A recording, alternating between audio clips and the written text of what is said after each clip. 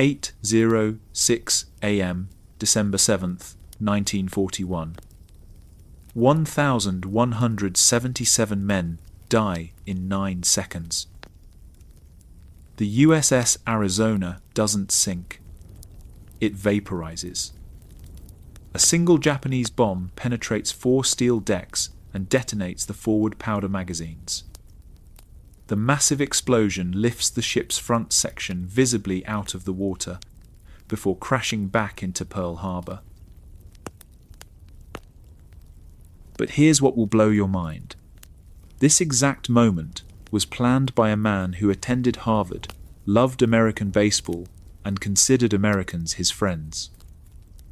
His name was Isoroku Yamamoto. 11 months earlier, he told his government something that would haunt history.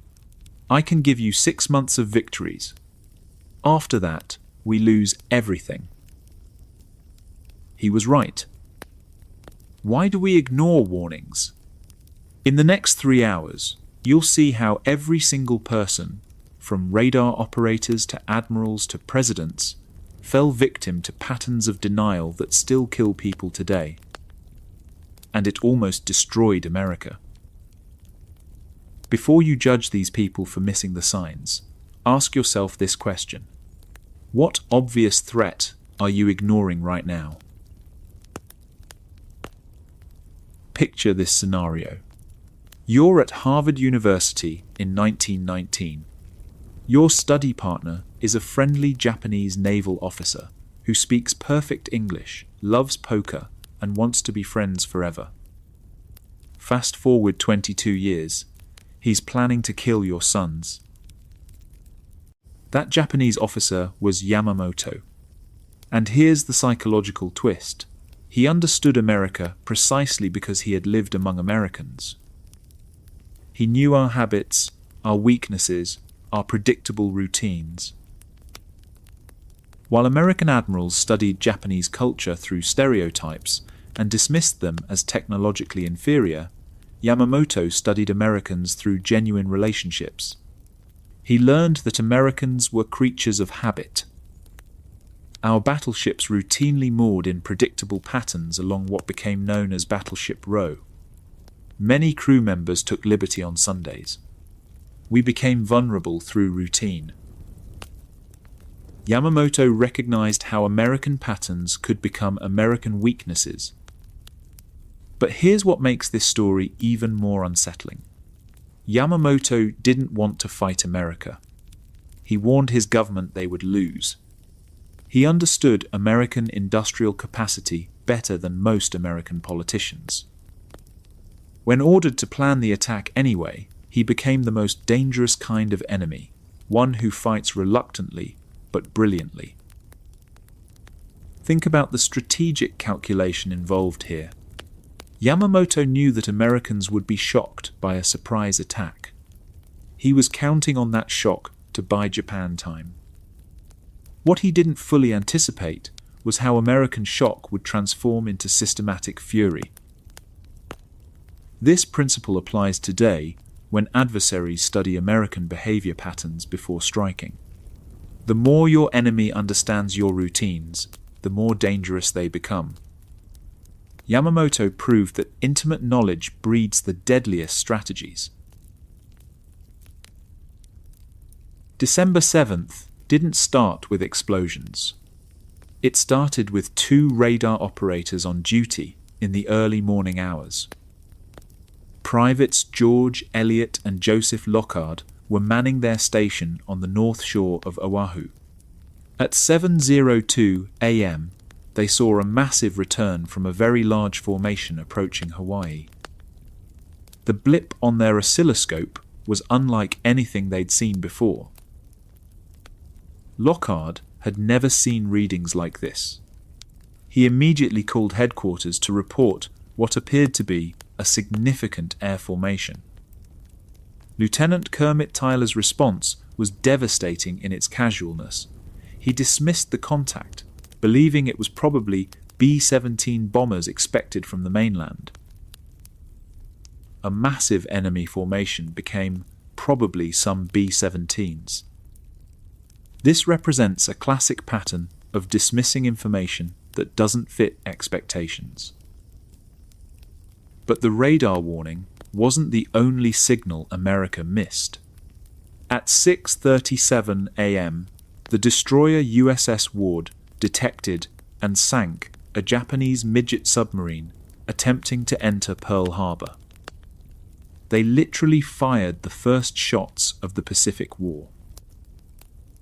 The military command's response involved seeking verification of the Ward's report. Precious time was lost confirming what the destroyer's crew had witnessed directly. In 70 minutes, the need for verification would become tragically clear. This pattern of demanding proof of danger, instead of preparing for it, reflects how humans often reject information that disrupts their expectations. American military leaders struggled to believe Japan would attack Pearl Harbor, partly because such an attack seemed strategically irrational from an American perspective. Similar patterns appear throughout history, authorities dismissing early warnings that seem to contradict conventional wisdom. The tendency to normalize unusual signals has deadly consequences. So, how does the most powerful nation on Earth get caught defenseless by an enemy they've been watching for years? How does a Harvard-educated admiral outthink the entire American intelligence apparatus? The answer isn't in the explosions, it's in the assumptions. America, in 1941, was a country thinking in terms of yesterday's warfare, while tomorrow's war approached. We emphasized battleships, while our enemies perfected carrier aviation. We believed in American technological superiority, while our enemies studied American behavioral patterns. We relied on the Pacific Ocean as our protective barrier, while our enemies were crossing it in complete radio silence. But Japan made one crucial miscalculation. They thought shocking America would paralyze America. Instead, they awakened something far more dangerous, a sleeping giant with unlimited industrial capacity and a personal grudge. The explosion that destroyed the Arizona didn't just kill 1,100 sailors. It ended American isolationism. It shattered illusions about geographic safety. It transformed the global balance of power. And it accelerated America's emergence as the dominant world empire. Pearl Harbor didn't create American overseas presence. We already had bases in the Philippines, Guam, and the Canal Zone. But it dramatically accelerated our global military expansion and intelligence capabilities. Yamamoto got his 6 months of victories. Then, America spent the next 80 years ensuring Pearl Harbor could never happen again. But here's the question that should concern every American today. What attack are we not anticipating right now? Because if history teaches us anything, it's that great powers consistently prepare for the last war, while the next enemy plans something entirely different. December 6, 1941. America was so confident in its Pacific dominance that many battleship crews were looking forward to Christmas parties. Meanwhile, the most powerful naval strike force in history was approximately 230 miles away, invisible to most early warning systems. Only Opana's SCR-270 detected it, and that warning was dismissed. But this isn't really a story about Japanese brilliance. It's a story about American blindness. And that blindness follows a pattern that has destroyed every superpower in history. Here's the uncomfortable truth about superpowers. They don't fall because their enemies get stronger. They fall because they get comfortable. The Romans never saw the barbarians coming because Romans couldn't imagine anyone challenging Roman superiority. The British never saw American independence coming because Britain couldn't conceive of colonies rejecting the British Empire. And America in 1941 couldn't imagine Japan challenging American naval dominance in the Pacific. This is how every empire dies, not from external strength, but from internal assumptions. Think about Pearl Harbor's defenses on December 6th. No torpedo nets protecting our battleships. Why? Per contemporary naval doctrine, torpedo attacks were considered impossible in shallow water. The harbour was only 40 to 45 feet deep in most places. American naval experts believed that air-dropped torpedoes would plunge too deep and bury themselves in the mud before reaching their targets. The Japanese solved this problem with modified Type 91 torpedoes equipped with wooden tail fins and altered release techniques. Innovation defeated assumption. Our aircraft were parked wingtip to wingtip at Wheeler Field and Hickam Field. Why? General Walter Short prioritized anti-sabotage measures and dispersed aircraft accordingly. He bunched the planes together to make them easier to guard against ground infiltration. This made them perfect targets for aerial destruction. Our Pacific Fleet was moored in predictable rows on Sundays, reinforcing a sense of security and routine. American admirals believed these massive warships represented unshakable symbols of American power. The battleships looked impressive, lined up along what became known as Battleship Row. The Japanese turned American routine into American vulnerability. But here's what's really disturbing about American overconfidence in 1941. We had been watching Japan prepare for war for an entire decade. We knew they were building aircraft carriers. We knew they were training naval pilots. We knew they were expanding south into French Indochina and threatening British and Dutch territories. We just couldn't believe they would use those capabilities against us directly. We assumed rational enemies would avoid provoking American power. That assumption nearly destroyed us. American military leaders suffered from what we might call imperial projection. We assumed our enemies thought like Americans and would make American-style strategic calculations. From an American strategic perspective, attacking Pearl Harbor made no logical sense. It would bring the United States fully into the war. It would unify American public opinion behind military action. It would guarantee Japan faced the full weight of American industrial power. It would turn a regional Asian conflict into a global war. Japan couldn't win. Any reasonable enemy would avoid provoking America unnecessarily. But Japan wasn't thinking like America. They were thinking like a cornered animal with rapidly diminishing options.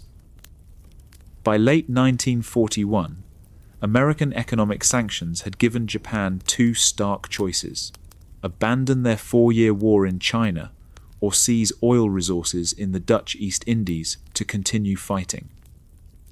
Abandoning China meant political suicide for Japan's military-dominated government and the loss of everything they'd fought for since 1937.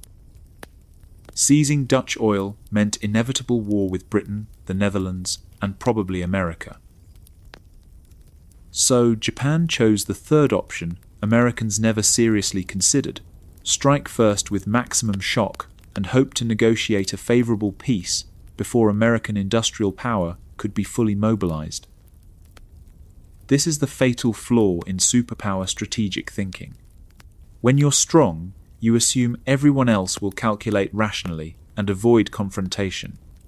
When you're desperate, rational calculation becomes a luxury you can't afford.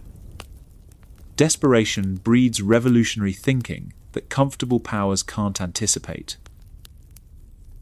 America learned this pattern repeatedly throughout the 20th century. We couldn't understand why North Vietnam wouldn't accept American-backed democracy in South Vietnam. We couldn't comprehend why Middle Eastern populations would resist American-sponsored liberation from dictatorships.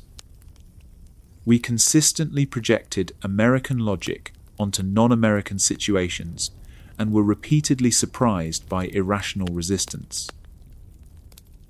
The stronger you become, the harder it gets to think like desperate enemies. Success breeds strategic blindness that can be catastrophic. This exact psychological pattern plays out in business disruption every single day. Blockbuster couldn't imagine customers wanting to stream movies instead of renting physical DVDs. Too inconvenient with dial-up internet. Too expensive for movie studios. Too unreliable with existing technology. Netflix destroyed them by making the impossible inevitable. BlackBerry couldn't conceive of customers wanting touchscreen phones instead of physical keyboards for business communication. Too fragile for professional use. Too impractical for serious email. Too different from proven business workflows. The iPhone revolutionized mobile communication while BlackBerry was still arguing about keyboard efficiency. Kodak invented digital photography in 1975, but couldn't believe customers would abandon film for electronic images. Too low quality for professional use. Too expensive for mass adoption. Too complicated for average consumers. Digital cameras killed the film industry while Kodak executives were still debating image resolution standards. The pattern never changes. Market leaders analyze their competitors through the lens of their own successful business models. They assume everyone else will play by established industry rules. Then, someone changes the fundamental rules completely. America in 1941 was Blockbuster. Japan was Netflix. We were still thinking in terms of traditional battleship warfare while they were perfecting integrated carrier aviation. We were preparing to fight the last war's tactics while they were inventing the next war's strategy. We were defending against conventional attacks while they were planning unconventional shock operations. But here's where the parallel gets even more unsettling. Blockbuster's executives knew Netflix existed and were tracking their subscriber growth. BlackBerry's engineers knew about touchscreen technology and had prototypes in development. Kodak's researchers invented digital photography and understood its potential applications. They all saw the disruptive threat coming. They just couldn't believe it would successfully challenge their market dominance. American intelligence knew Japan had 6 large aircraft carriers and hundreds of trained pilots. American naval attachés knew Japan had been practicing coordinated carrier operations. American codebreakers knew Japan was planning major military operations somewhere in the Pacific. We saw the strategic threat developing. We just couldn't believe it would work against American naval supremacy. America in 1941 was comfortable in ways that seem almost unimaginable today. Dangerously comfortable. We possessed the world's largest economy, with massive industrial infrastructure capable of mass-producing everything from automobiles to aircraft. By mid-war, the United States would produce roughly around 40% of certain global war-related manufacturing output. We had 2 vast oceans, protecting our homeland from any conceivable foreign invasion. We had never lost a major war fought on American territory. Many Americans were largely disconnected from Asia. Pearl Harbor and the Philippines were distant and unfamiliar to much of the public. Foreign wars seemed like distant European or Asian problems that didn't affect American security. international military threats felt remote and irrelevant to daily American life. This wasn't ignorance, it was the luxury of geographic security. When you're powerful enough, distant conflicts become irrelevant to daily life. When you're secure enough, foreign wars become other people's concerns. But luxury breeds strategic vulnerability. While American families were buying new automobiles and planning Christmas vacations, Japanese families were rationing rice and metal for total war mobilization.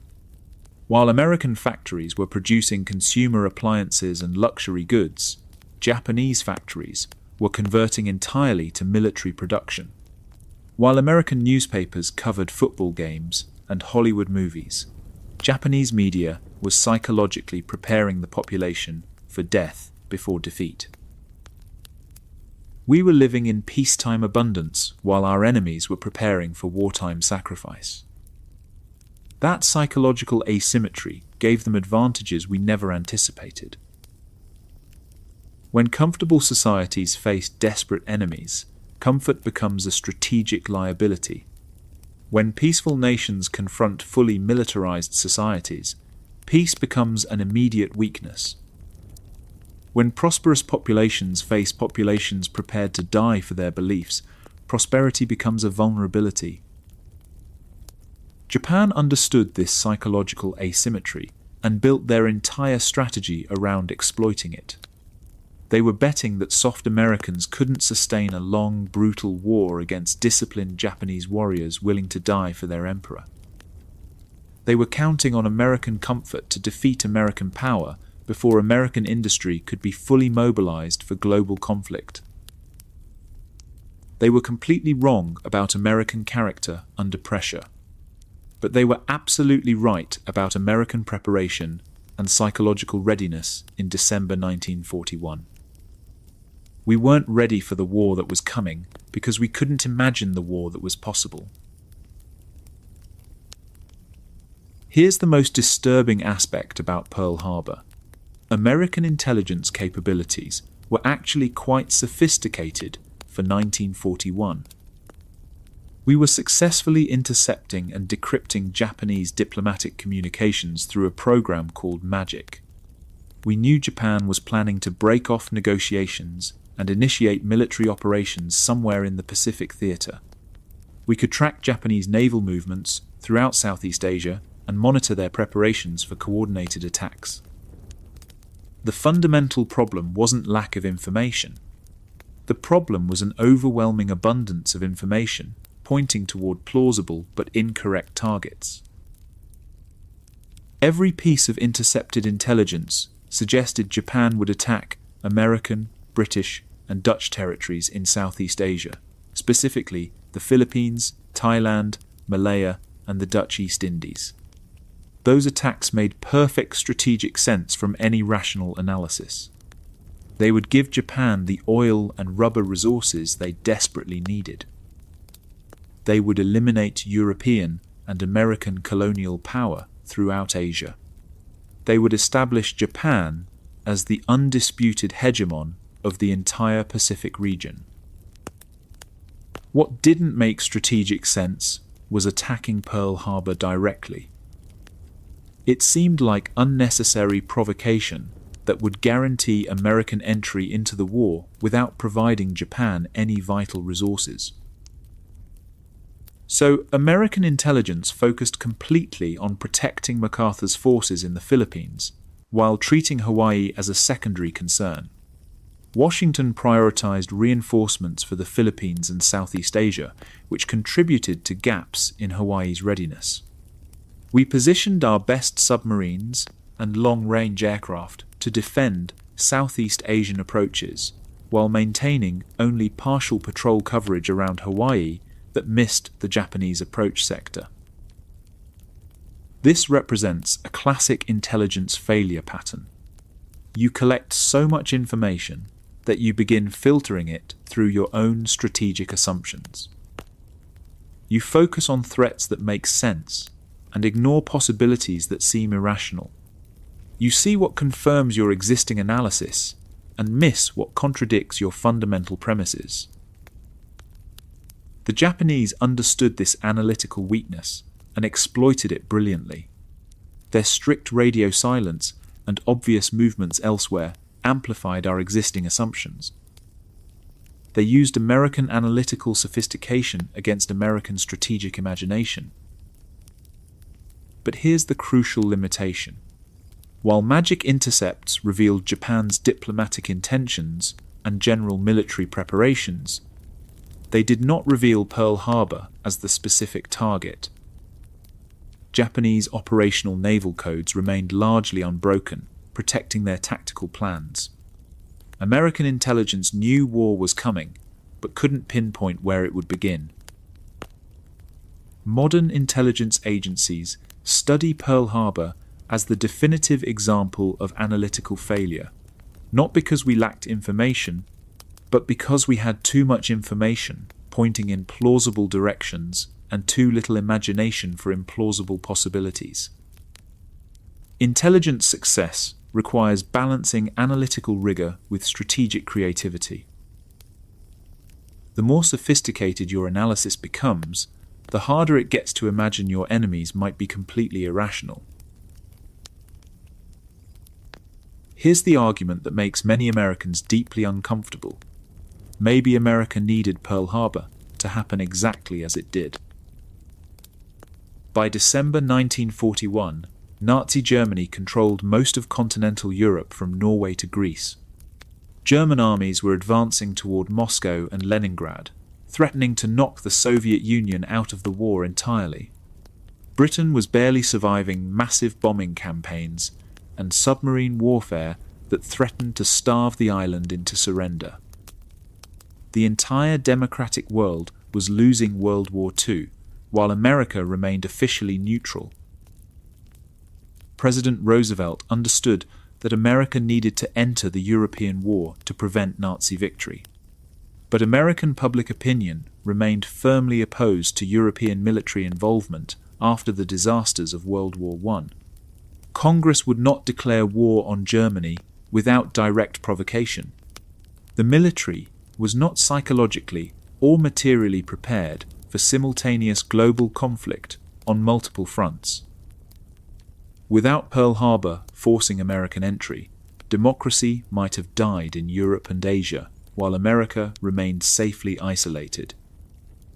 Britain might have negotiated peace with Hitler. The Soviet Union might have collapsed under German pressure. Japan might have conquered all of Southeast Asia and China without American interference. Some historians argue this was Japan's greatest strategic miscalculation, not the tactical decision to attack Pearl Harbor, but the strategic decision to force America to choose between continued isolation and permanent global empire. Before December 7th, America was a reluctant great power with limited international commitments. After December 7th, America became a committed global hegemon with permanent worldwide military responsibilities. The surprise attack that was designed to keep America out of the Pacific War instead transformed America into the world's permanent military superpower. Japan wanted to shock America into accepting Japanese dominance of Asia. Instead, they shocked America into accepting American dominance of the entire world. But this raises profoundly uncomfortable questions about American democracy and foreign policy. Do we need external enemies to maintain internal unity? Do we need foreign threats to overcome our natural tendency toward comfortable isolationism?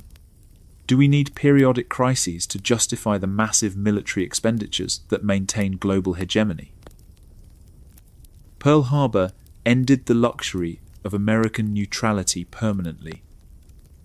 We have been continuously mobilized for global military intervention ever since. Whether that represents victory or tragedy depends entirely on your perspective about American empire and global responsibility. The sleeping giant that Japan awakened has never gone back to sleep. But if America suffered from dangerous overconfidence about its own security, Japan suffered from equally dangerous overconfidence about its own capabilities. Japanese military leaders believed their spiritual discipline and warrior culture would overcome American material advantages in any prolonged conflict. They thought highly trained Japanese soldiers and pilots could consistently defeat larger numbers of soft American civilians who lacked proper military spirit. They assumed that shocking America with a devastating surprise attack would paralyze American decision-making rather than enrage American public opinion.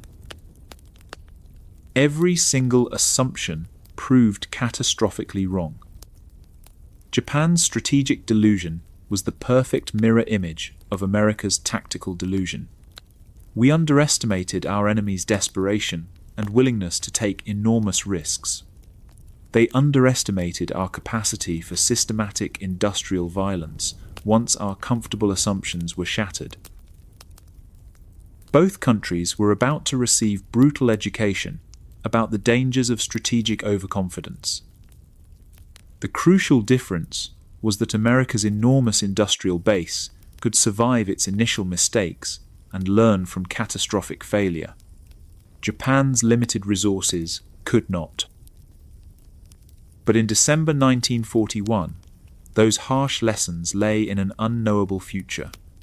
All America knew was that Sunday morning had begun peaceful and comfortable and was about to become violent and transformative. The sleeping giant was about to wake up angry, and when it did, the balance of global power would shift permanently. Picture Harvard University in 1919. World War I has just ended. American students are returning from European battlefields, optimistic about making the world safe for democracy. Among them walks a Japanese naval officer, 35 years old, who speaks excellent English and shows keen interest in American culture. His name is Isoroku Yamamoto. He's here as a special student, studying American language, customs, and strategic thinking.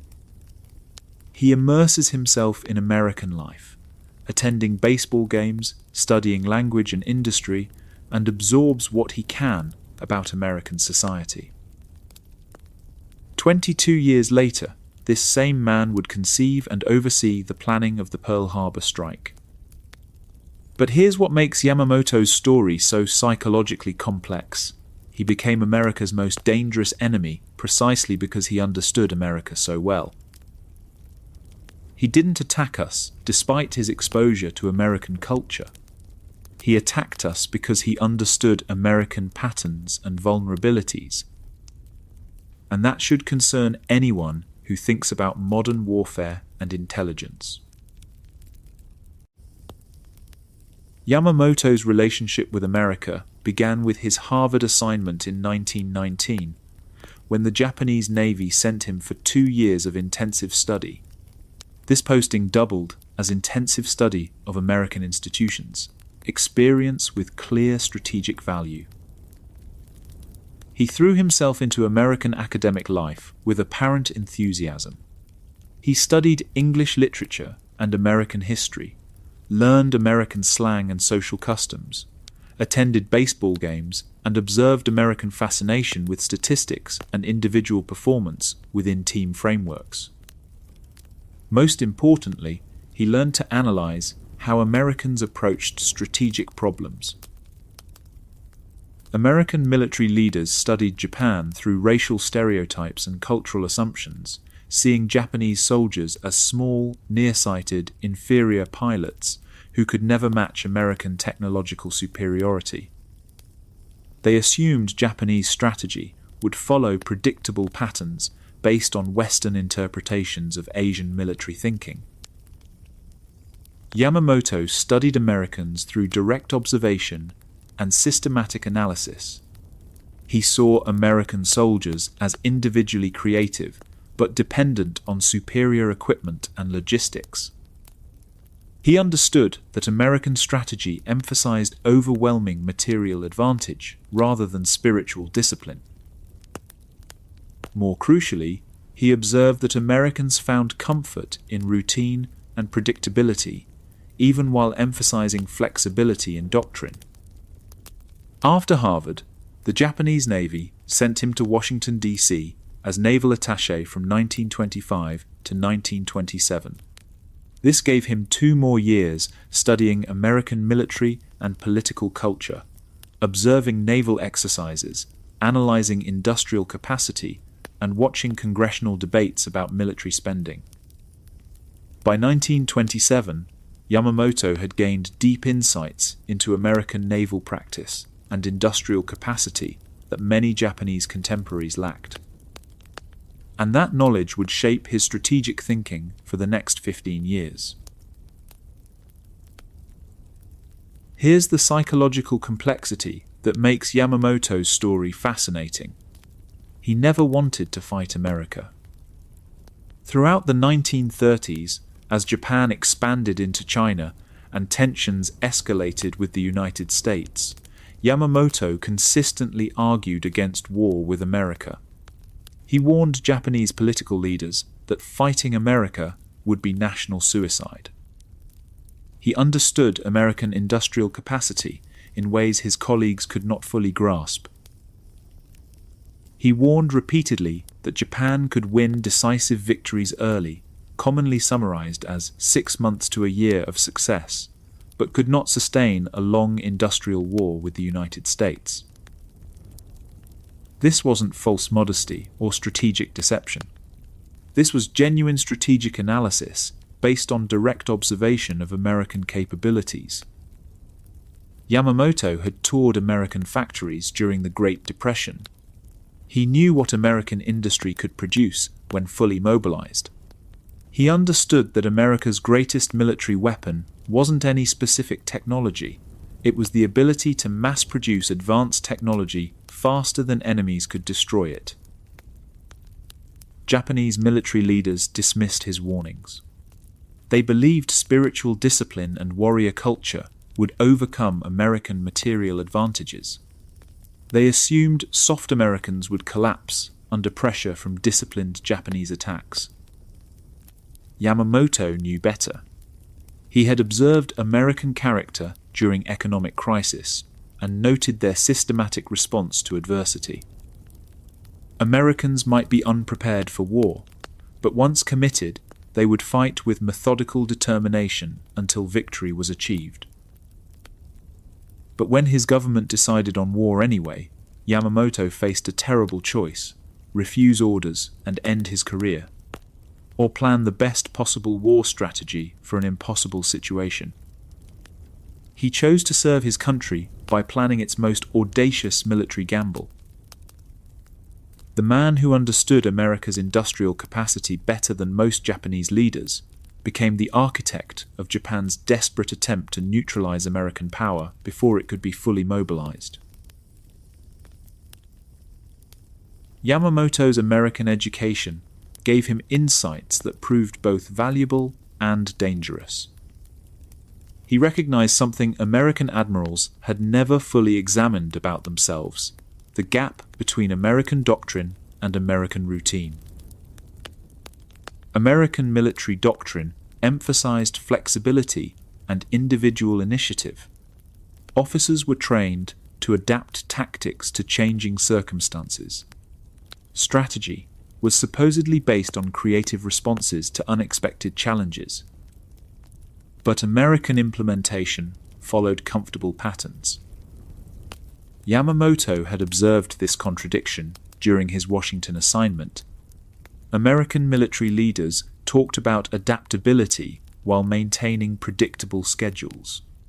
They emphasized flexibility while following routine procedures. The Pacific Fleet's weekend routine was a telling example. Ships would be moored in organized formations on Sundays.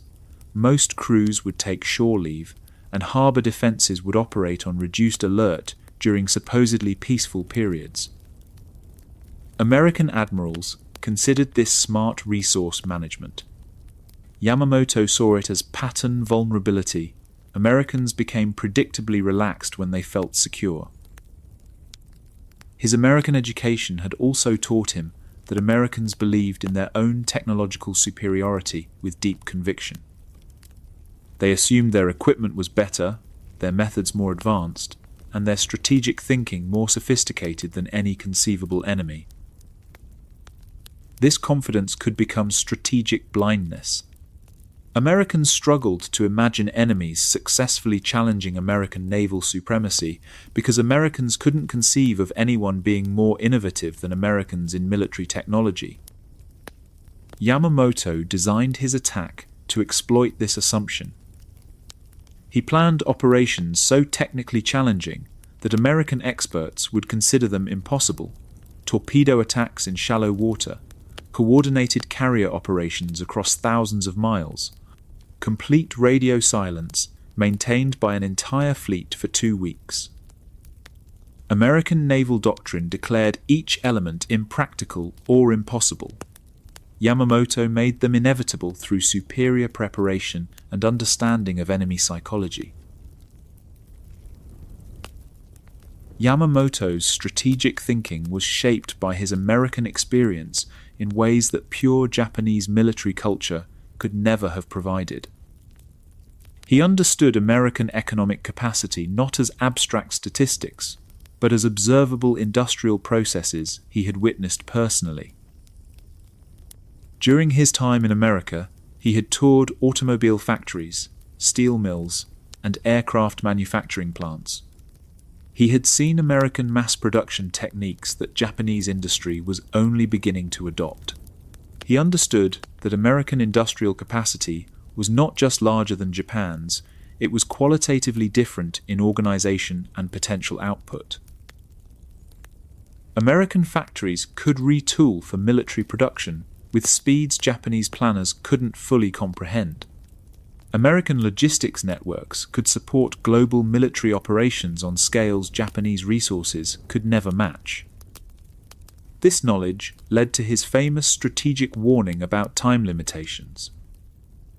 Yamamoto calculated that Japan had approximately 6 months to a year before American industry could fully mobilize for global war production. During that window, Japan's existing military advantages could achieve decisive victories. After that period, American industrial capacity would begin producing military equipment faster than Japan could destroy it. American numerical superiority would become overwhelming. Japan would face inevitable defeat through material exhaustion unless the war ended quickly. The only possible Japanese strategy was to achieve such devastating early victories that America would negotiate peace rather than endure prolonged industrial mobilization for total war. Pearl Harbor was designed to buy those crucial months by eliminating America's ability to interfere with Japanese expansion throughout the Pacific. It was a desperate mathematical gamble based on intimate knowledge of American capabilities and strategic assumptions. And it almost worked exactly as planned. The British Taranto raid was closely studied by the Imperial Japanese Navy and helped inform Japanese thinking about harbour strikes. British carrier aircraft had successfully attacked Italian battleships in harbour using obsolete biplanes in November 1940, demonstrating that air power could neutralise naval supremacy through surprise rather than superior aircraft performance. But Yamamoto saw strategic possibilities British planners had not fully explored. Taranto had been a limited attack designed to damage Italian naval operations temporarily. Pearl Harbor could be a decisive attack designed to eliminate American naval capacity for months. The psychological impact would be even more important than material damage. Americans had never experienced successful foreign attack on American territory. A devastating surprise assault would shatter American assumptions about geographic security and naval invincibility. He correctly predicted American shock.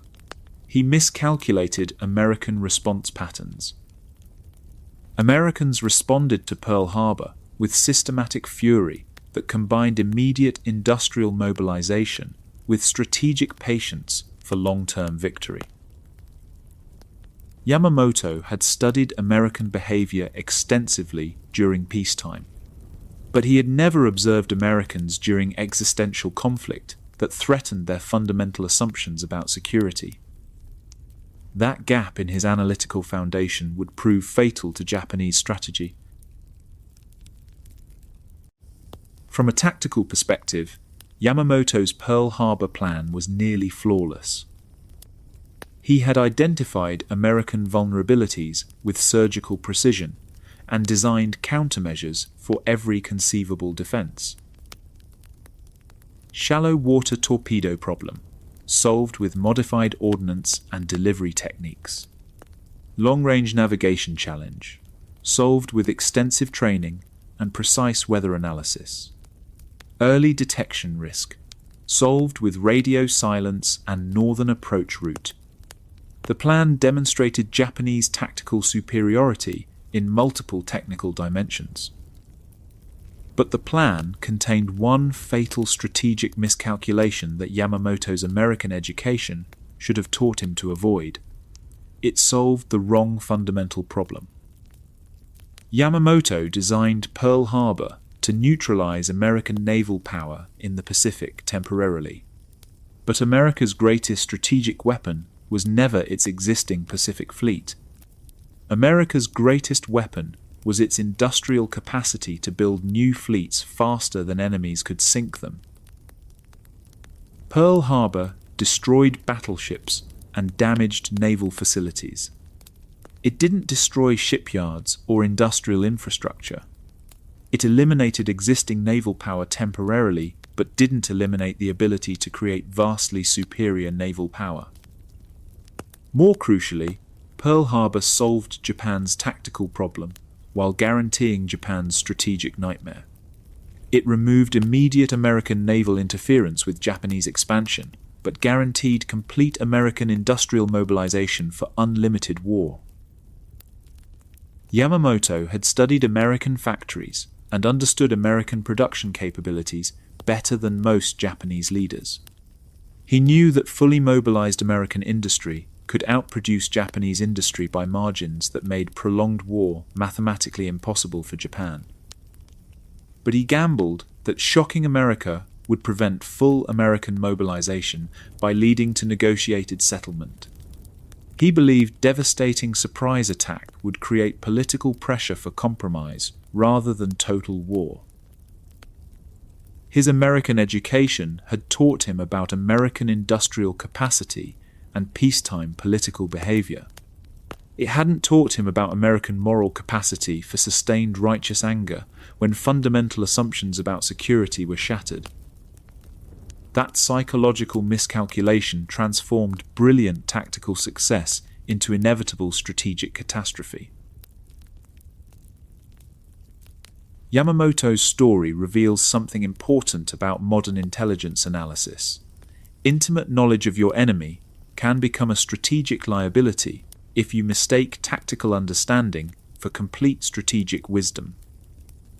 He understood American military procedures, industrial processes, and cultural patterns with remarkable accuracy for a foreign observer. He correctly identified American weaknesses and designed effective countermeasures. He predicted many American responses with impressive precision. But he underestimated something that couldn't be observed through peacetime contact: American capacity for fundamental transformation under extreme pressure. Americans in peacetime were indeed comfortable, routine-oriented, and strategically complacent about distant threats. Americans at war became systematically violent, industrially focused, and strategically relentless until victory was achieved. Yamamoto had never observed Americans fight a total war that threatened their core assumptions. His Harvard education occurred during peaceful post-war period. His Washington assignment came during isolationist years. He knew peaceful Americans, but had never seen Americans aroused to existential conflict. This gap proved fatal. He planned for war against the America he had studied, rather than the America that total war would create. By December 7th, 1941, Yamamoto had become one of the world's leading experts on American military capabilities and strategic thinking. He knew more about American industrial capacity than many American military leaders understood. But expertise became overconfidence. Knowledge became assumption. Understanding became misunderstanding of American potential under pressure. The enemy who knew America best became the enemy who misunderstood America most completely when it mattered most. And in 6 months, at the Battle of Midway, American forces would destroy 4 of the aircraft carriers that had attacked Pearl Harbor. Yamamoto's perfect tactical plan would accelerate Japan's strategic destruction. The Harvard-educated admiral who planned America's devastation had taught America exactly how to devastate Japan. In spring 1941, a Japanese consular clerk arrived in Honolulu. He was in his late 20s and working under diplomatic cover. He looked like any other visitor to Hawaii, polite, curious, eager to see the sights and learn about American culture. His name was Takeo Yoshikawa. He spoke fluent English and had an encyclopedic knowledge of American naval vessels. Over the next several months, he would photograph, map, and carefully record ship movements, defenses, and routines at Pearl Harbor in one of the most successful open-source intelligence operations of the era. What makes Yoshikawa's story so disturbing isn't just what he accomplished. It's how easily he accomplished it. He spent months conducting detailed surveillance of America's most important naval base, and nobody suspected a thing. Why? Because Americans couldn't believe a Japanese spy would be that obvious. Yoshikawa arrived in Honolulu under diplomatic cover as a clerk at the Japanese consulate. His official duties involved routine paperwork and cultural liaison work with the local Japanese-American community. His actual mission was to gather detailed intelligence on Pearl Harbor's defenses, ship movements, and daily routines. But here's what made his operation brilliant. He didn't act like a spy. Traditional espionage involves secret meetings, coded messages, and elaborate deceptions to avoid detection. Yoshikawa took the opposite approach. He acted like an enthusiastic tourist who couldn't get enough of American naval power. According to reports, he would spend hours at elevated vantage points overlooking Pearl Harbor, appearing to enjoy the scenery while systematically observing naval operations. American sailors and their families frequented nearby establishments, casually discussing ship schedules and duty assignments. Yoshikawa listened to everything while appearing to be just another interested observer. Local residents found him charming, polite, well-dressed, and genuinely interested in Hawaiian culture. He asked intelligent questions about American naval operations that seemed to come from natural curiosity rather than strategic intelligence gathering. Local authorities noted his presence, but did not classify him as a significant operational threat. A Japanese diplomat showing interest in American military capabilities seemed normal and harmless. They couldn't imagine that someone would conduct serious espionage so openly. This psychological blindness was exactly what Yoshikawa was counting on. He exploited the most dangerous human bias. They would never be that obvious thinking. Americans thought real spies would be secretive and suspicious, so Yoshikawa became visible and friendly instead. The best surveillance is invisible surveillance conducted in plain sight. Yoshikawa's intelligence-gathering methods were breathtakingly simple and devastatingly effective. Every weekend, he would reportedly hire taxi drivers to take him on sightseeing tours around Oahu, asking to see Pearl Harbor from different vantage points and explaining that he was fascinated by American naval power. Drivers were happy to accommodate a polite paying customer. During these tours, Yoshikawa would photograph ships, count aircraft, and time patrol schedules. His camera looked like standard tourist equipment, and his behavior seemed like normal visitor curiosity. But his observations were methodically professional. He documented which ships were present on which days of the week, timed guard rotations and shift changes, noted which areas had heavy security and which were lightly protected, and identified the best approach routes for aircraft and submarines. Most remarkably, Yoshikawa used public vantage points on land and from civilian transport to obtain aerial and elevated views of the harbour. Tourist flights around Hawaiian Islands weren't illegal or even unusual. But Yoshikawa used these opportunities to photograph Pearl Harbor from angles that ground-based observation couldn't provide. He captured detailed images of ship positions, defensive installations, and harbor geography. He identified fuel storage facilities, repair docks, ammunition depots, approach channels, and emergency anchorages. American military security never questioned civilian access to areas overlooking their most sensitive naval base. They assumed tourist activities posed no intelligence threat. Yoshikawa proved them catastrophically wrong. His photographs and reports were used by Japanese planners as important input for attack planning and target selection. What made Yoshikawa's operation truly exceptional was his integration into local social networks. He didn't just observe Pearl Harbor from a distance, he cultivated relationships with people who worked there. Hawaii had a large Japanese-American population in 1941. Many worked as civilians on military bases, in defense plants, and in businesses that served military personnel. Yoshikawa developed connections with these community members through cultural events, religious activities, and social gatherings. He never asked direct questions about military secrets. Instead, he encouraged people to talk about their work, their schedules, and their observations of daily military routine. People shared information freely because they trusted him as a fellow member of their community. This social intelligence gathering provided insights that external observation could never achieve.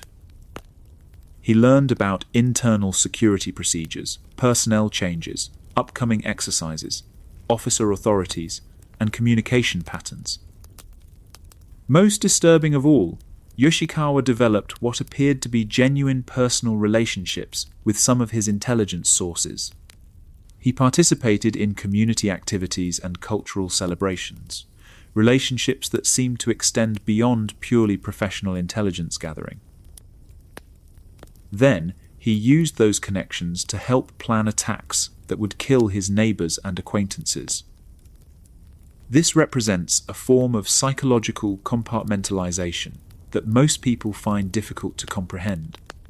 Yoshikawa could simultaneously maintain personal relationships while planning operations that would harm those same people.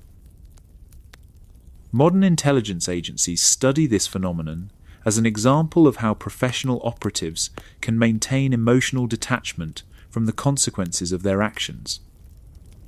It's also a reminder that the most dangerous enemies are often the ones who understand us well enough to operate within our communities. The intelligence Yoshikawa provided to Tokyo was remarkably detailed and tactically valuable. He didn't just report general information about American naval strength, he provided specific operational intelligence that Japanese attack planners could use immediately. His reports included precise ship movements, and mooring patterns, documenting that battleships were typically moored along the southeast side of Ford Island on Sunday mornings, and identifying which ships were present on specific dates. He provided detailed timing information about personnel schedules, when crews took shore leave, when guard shifts changed, and when base alerts were typically scheduled. He understood daily routine patterns that could be exploited for maximum surprise. Most critically, Yoshikawa provided tactical intelligence about harbor defenses and approach routes. He identified radar installations, anti-aircraft gun positions, patrol boat schedules, underwater obstacles, entrance channels, and emergency anchorage areas. His intelligence reports were so comprehensive that Japanese pilots could plan their attack routes, target selections, and escape procedures based heavily on information he provided. But perhaps most valuable was his psychological intelligence about American security assumptions. He reported that Americans believed Pearl Harbor was invulnerable to air attack and documented their confidence in geographic isolation and technological superiority. This psychological profile was as important as tactical information. It told Japanese planners that Americans weren't prepared for unconventional attacks because they couldn't imagine anyone successfully challenging American naval supremacy.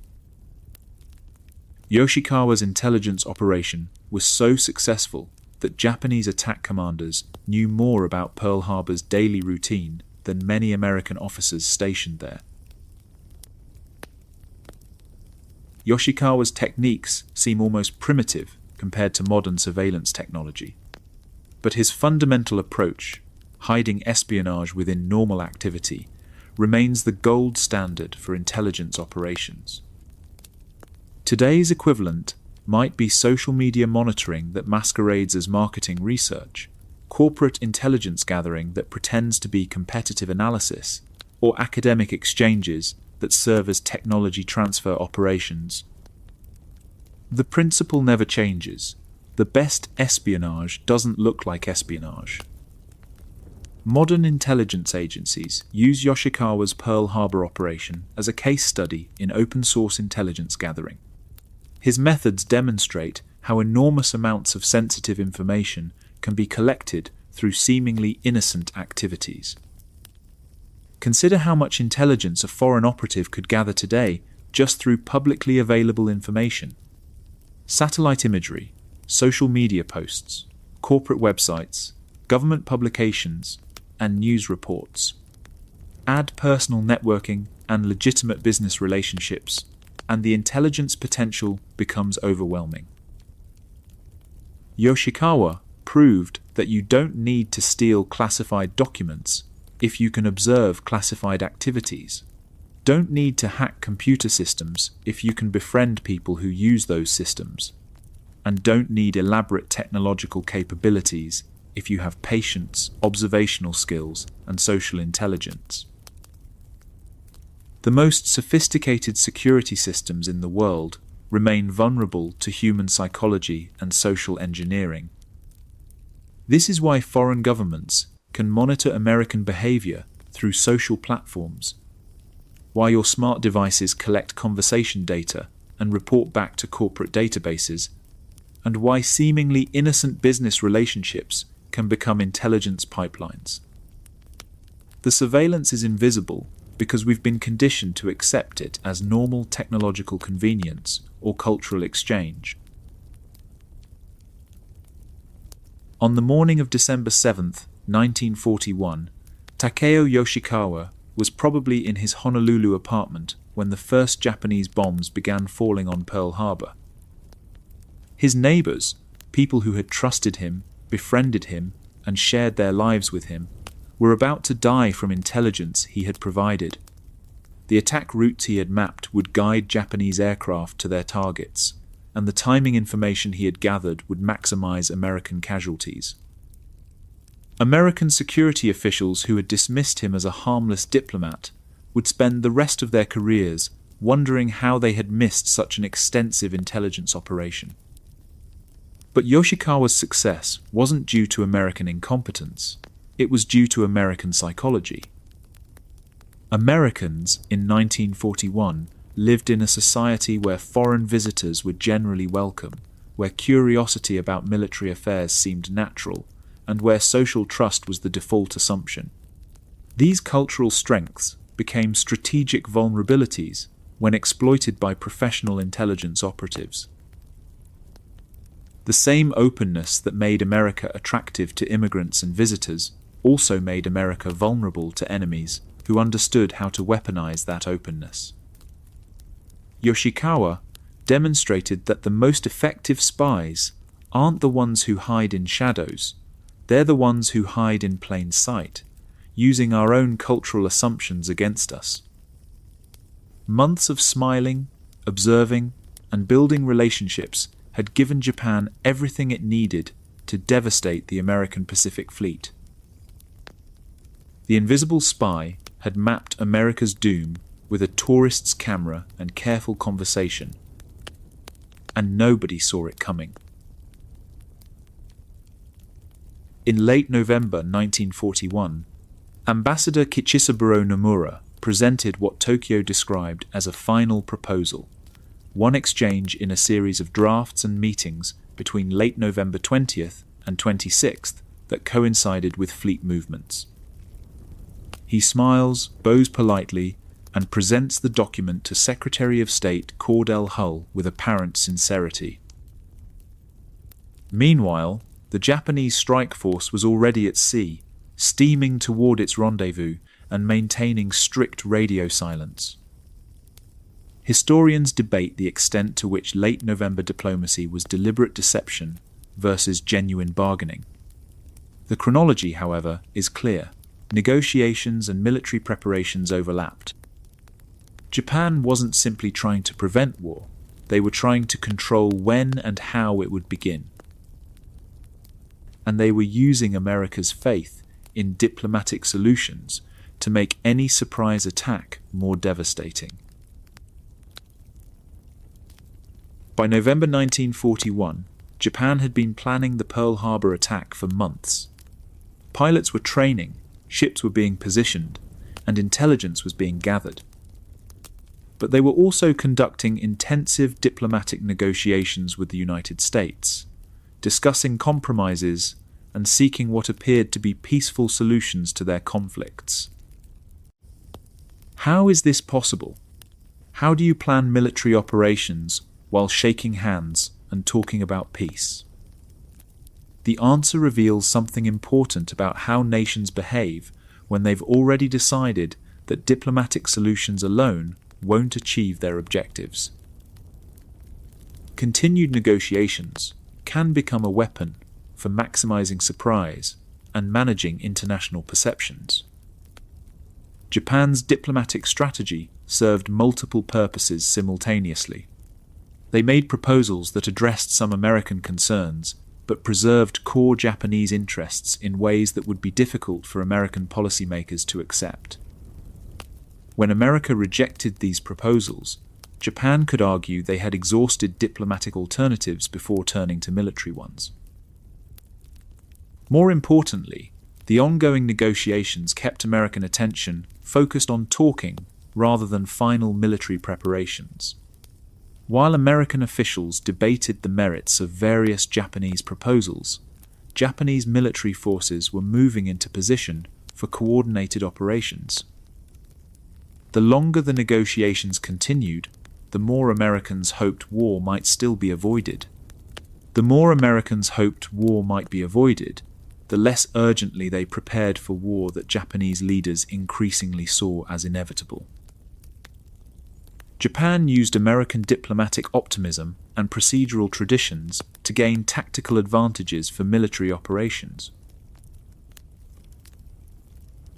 Japan's late November proposal represented their final attempt to achieve strategic objectives through negotiated settlement rather than military conquest. On paper, it included significant Japanese concessions that might appeal to American policymakers seeking peaceful resolution.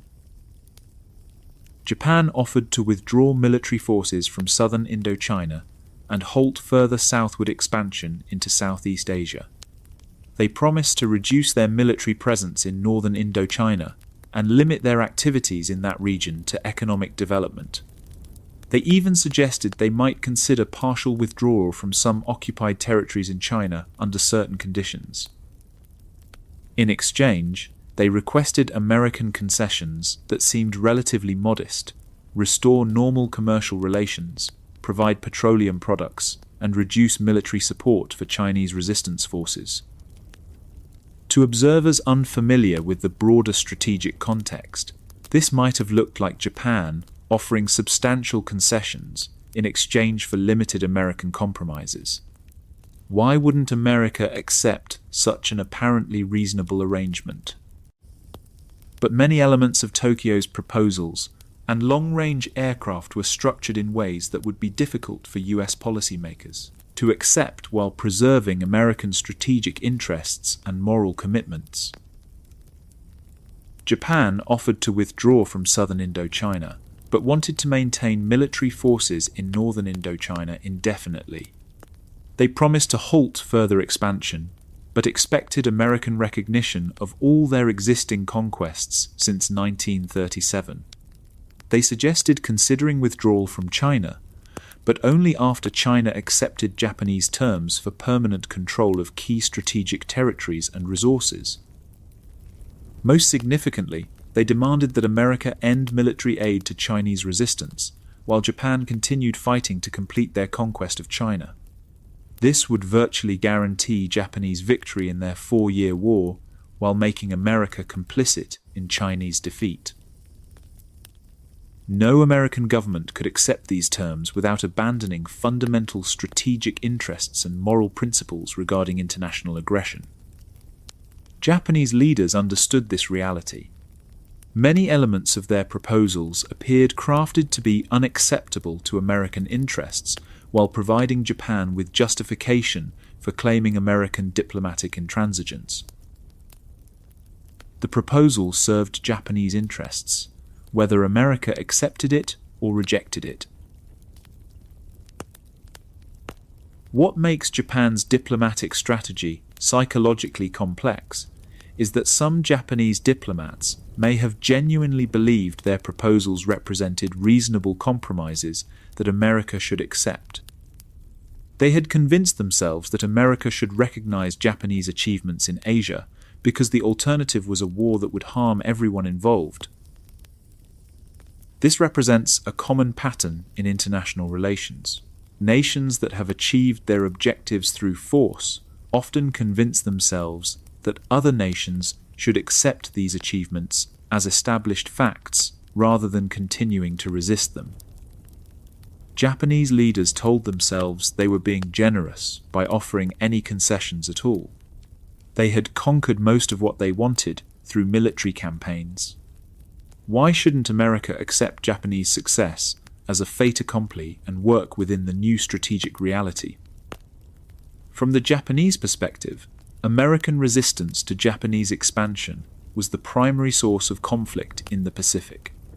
If America would simply accept Japanese leadership in East Asia, there would be no need for further military confrontation. American stubbornness was forcing Japan to consider military solutions to what should be political problems.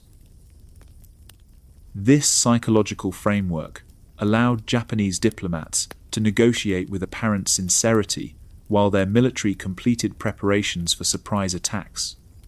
They weren't necessarily lying about wanting peace. They genuinely wanted peace on Japanese terms, which required American acceptance of Japanese regional dominance. When America refused to accept those terms, Japan could honestly claim they had tried diplomacy, and America had chosen continued confrontation instead. This rationalization appears throughout history whenever powerful nations decide to attack neighbors who resist their expansion. The aggressor always claims the victim forced them to use violence by refusing to accept reasonable demands. The psychology of self-justification makes even aggressive warfare feel defensive to those who initiate it. American leaders faced an impossible choice in late November 1941. They could accept Japan's proposal and become complicit in Japanese aggression throughout Asia, or they could reject it and accept responsibility for the military confrontation that would inevitably follow. President Roosevelt and Secretary Hull understood they were being maneuvered into a lose-lose situation. They suspected that Japanese proposals were crafted more to justify future Japanese actions than to achieve genuine diplomatic settlement. They knew Japan was using ongoing negotiations to buy time for military preparation. But they also knew that rejecting Japanese diplomacy would provide Japan with the justification they wanted to begin military operations throughout the Pacific. American rejection would be used as propaganda to legitimize Japanese attacks on American, British, and Dutch territories. This created a strategic trap that Japan had constructed deliberately. America would be blamed for choosing war, regardless of what America actually decided. If America accepted Japanese terms, Japan would achieve their strategic objectives without fighting. If America rejected Japanese terms, Japan would pursue their objectives through fighting, while claiming America had made peaceful resolution impossible. American officials spent precious weeks in November 1941 debating how to respond to proposals they suspected were fundamentally designed to be unacceptable to American interests. Meanwhile, Japanese forces were moving into final positions for coordinated attacks throughout the Pacific region. The time America spent seeking diplomatic solutions was time Japan used to perfect military solutions. Every day America delayed military confrontation was another day Japan gained to prepare for military confrontation. Every effort America made to avoid immediate conflict was another advantage Japan gained when conflict became inevitable. Japan had transformed American diplomatic procedures into Japanese strategic advantages. But Japan's diplomatic maneuvering also reflected their own impossible strategic situation. By November 1941, American economic sanctions had given Japan two unacceptable choices: abandon their empire in China or seize oil resources in Southeast Asia to continue their expansion. Abandoning China meant admitting that 4 years of warfare and hundreds of thousands of casualties had achieved nothing permanent. It meant political catastrophe for Japan's military-dominated government and the collapse of everything they had fought to achieve since 1937. Seizing Southeast Asian oil meant war with Britain, the Netherlands, and almost certainly the United States.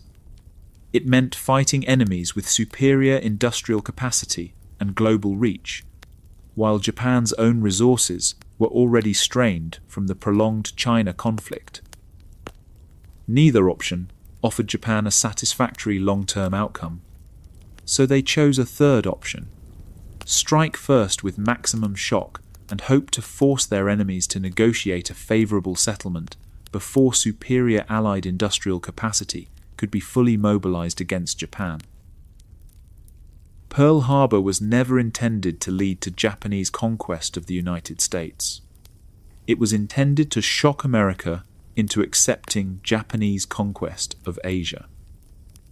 Japan hoped that devastating surprise attacks would convince Americans that fighting Japan would be too costly and dangerous to sustain over years of global warfare. The diplomatic negotiations served this strategy perfectly. They convinced Americans that Japan might still choose negotiated settlement while Japan prepared for the military operations that would supposedly make settlement inevitable. Japan's final offer was really a final ultimatum: accept our terms voluntarily or face the consequences of forcing us to impose them militarily. When America refused, Japan could claim they had been compelled to use military solutions because diplomatic solutions had failed through American intransigence.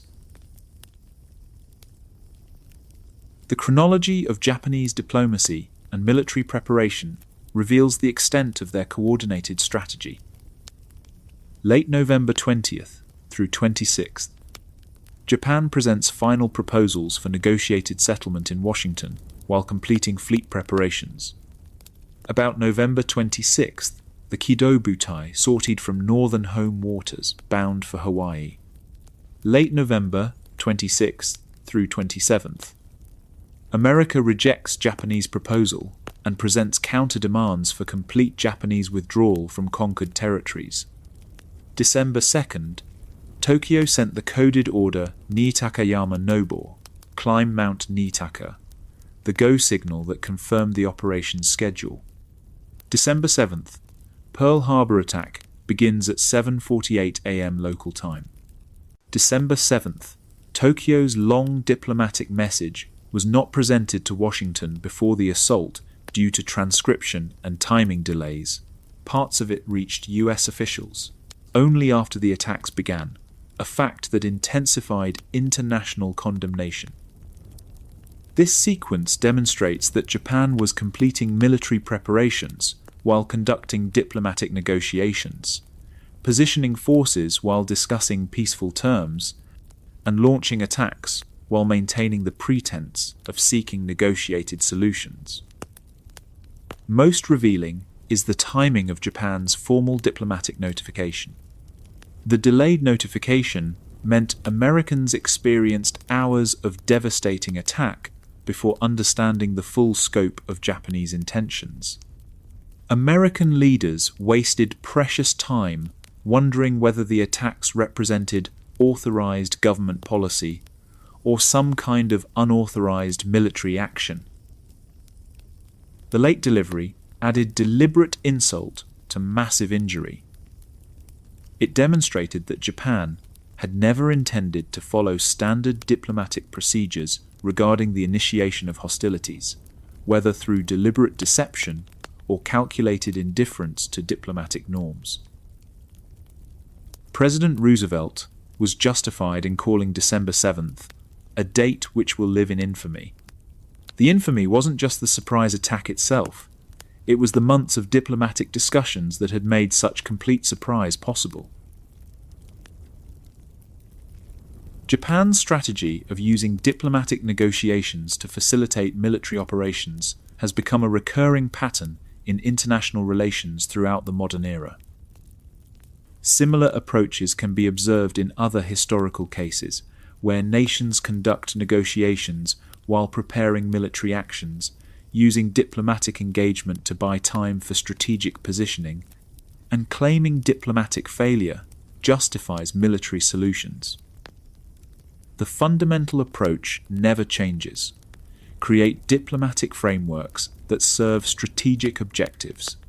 Whether the diplomacy succeeds or fails, then use the failure of diplomacy to justify the military actions that diplomacy was designed to enable or facilitate. Democratic societies remain vulnerable to this strategy because democratic governance requires faith that reasonable people can find reasonable compromises through reasonable discussions.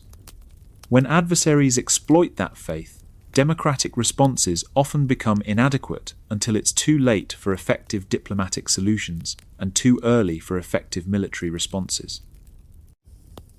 Japan proved that determined adversaries will use their opponent's commitment to diplomatic processes as weapons against their opponent's security interests.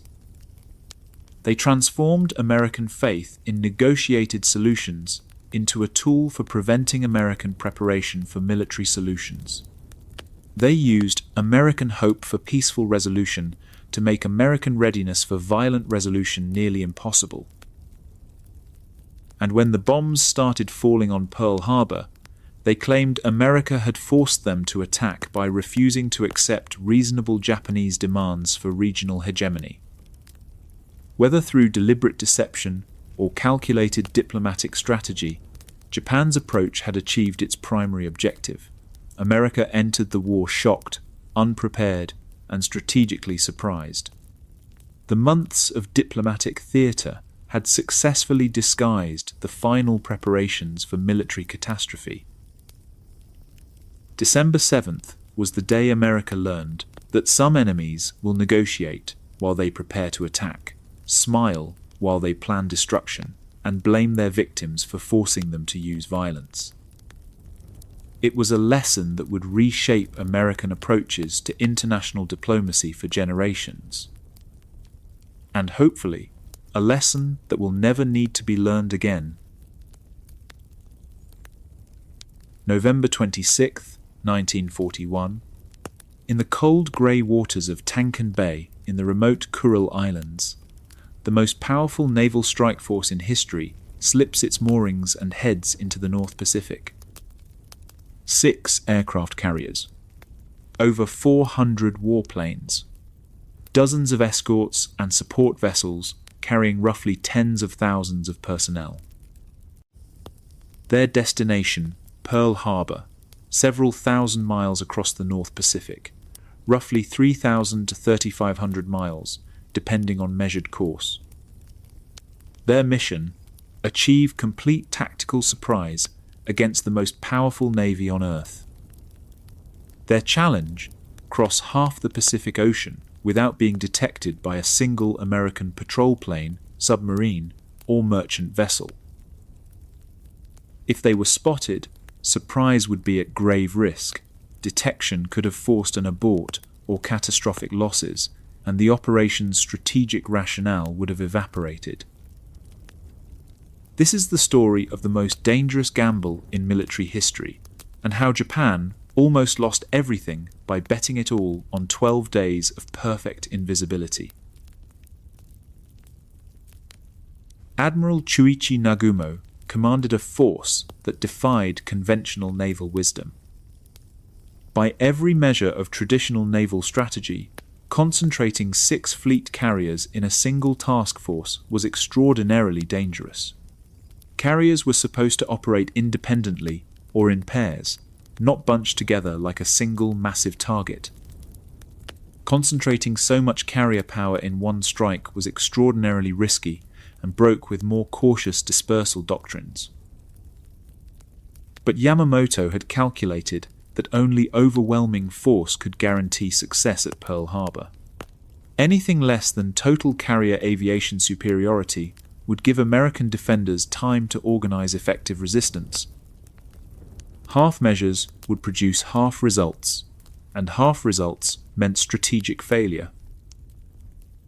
So Japan committed a majority of Japan's carrier striking power to a single operation. The 6 carriers, Akagi, Keiga, Soryu, Hiryu, Shokaku, and Zuikaku, represented the cutting edge of naval aviation technology. Together they embarked over 400 aircraft, Zero fighters, Val dive bombers, and Kate torpedo bombers. Each plane was flown by pilots with hundreds of hours of training and combat experience from the war in China. Supporting the carriers were fast battleships, heavy cruisers, destroyers, and fleet tankers for refueling at sea. Submarines had already departed to scout American defenses and patrol potential escape routes. Midget submarines were positioned to infiltrate Pearl Harbor during the attack. This wasn't just a naval task force. It was a floating military empire capable of projecting devastating air power anywhere in the Pacific. But concentrating so much firepower in one place also concentrated all of Japan's strategic risk in one place. If the Americans discovered and destroyed this fleet, Japan would lose the Pacific War in a single battle. Nagumo understood the mathematics of his situation perfectly. He commanded either Japan's greatest strategic asset or Japan's most catastrophic liability. Which it became depended entirely on the next 12 days. Yamamoto's route selection was as brilliant as it was dangerous. The obvious approach to Hawaii would have been through the Central Pacific, following established shipping lanes where Japanese merchant vessels routinely travelled. This route offered better weather, easier navigation, and familiar waters. It also guaranteed detection by American patrols and immediate strategic failure. Instead, Yamamoto chose the northern route through some of the most hostile waters on Earth. The Kido Butai would steam northeast toward the Aleutian Islands, then turn southeast toward Hawaii, approaching from the north where American defenses were weakest. This route had multiple advantages. American patrol planes rarely flew the northern approaches because of harsh weather and distance from bases. American merchant shipping avoided the area because of storms and rough seas. American submarines concentrated on southern and western approaches where they expected Japanese forces to appear. But the northern route also presented enormous challenges. November and December brought the worst weather of the year to the North Pacific. Storms could scatter the fleet, delay refueling operations, or damage aircraft. Navigation would be extremely difficult without radio communication or celestial observations through cloud cover. Most dangerously, the northern route required precise timing that allowed no margin for error. The fleet had to maintain exact speed and heading to reach launch position at exactly the right time. Too early, and they would be spotted by American dawn patrols. Too late, and they would miss the opportunity for surprise attack. Yamamoto was gambling that Mother Nature would cooperate with Japanese strategy better than she cooperated with American surveillance. It was a bet that could have destroyed Japan before the first shot was fired. Complete radio silence was absolutely essential to Japanese success and absolutely terrifying to Japanese commanders. Modern military operations depend on constant communication between units, headquarters, and supporting forces. Commanders need regular updates on weather, navigation, enemy movements, and operational changes. Ships need coordination for formation changes, refueling operations, and emergency responses. But a single radio transmission from the Kido Butai would pinpoint their location for American radio intercept stations throughout the Pacific. American triangulation could determine Japanese course, speed, and probable destination within hours. The element of surprise would be lost forever. So, strict radio silence was maintained for the fleet's multi-day transit, a self-imposed communications blackout that magnified both concealment and danger. No weather reports, no position updates, no emergency communications. If ships became separated, they were on their own. If emergencies arose, they had to solve them without outside help. The psychological pressure was enormous. Every commander knew that Japanese forces throughout the Pacific were moving into position for coordinated attacks.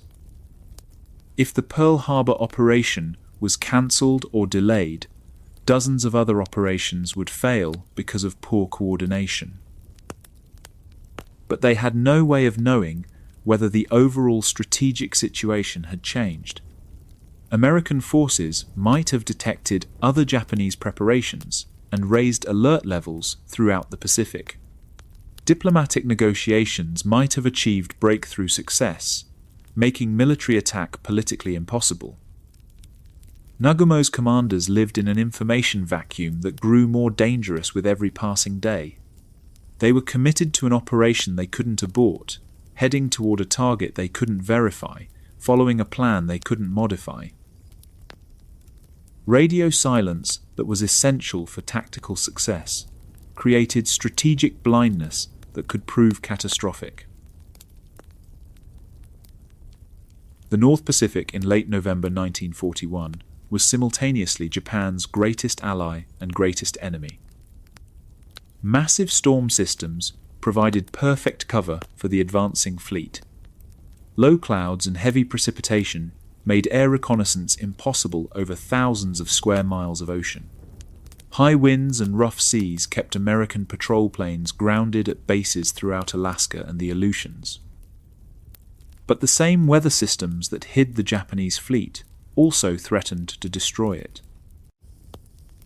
Mountainous waves crashed over carrier flight decks, damaging aircraft and equipment. Destroyer escorts rode the swells like surfboards, disappearing completely between wave crests. Fleet tankers struggled to maintain formation, while transferring fuel in conditions that would challenge peacetime operations. Navigation became a nightmare of dead reckoning and educated guesswork.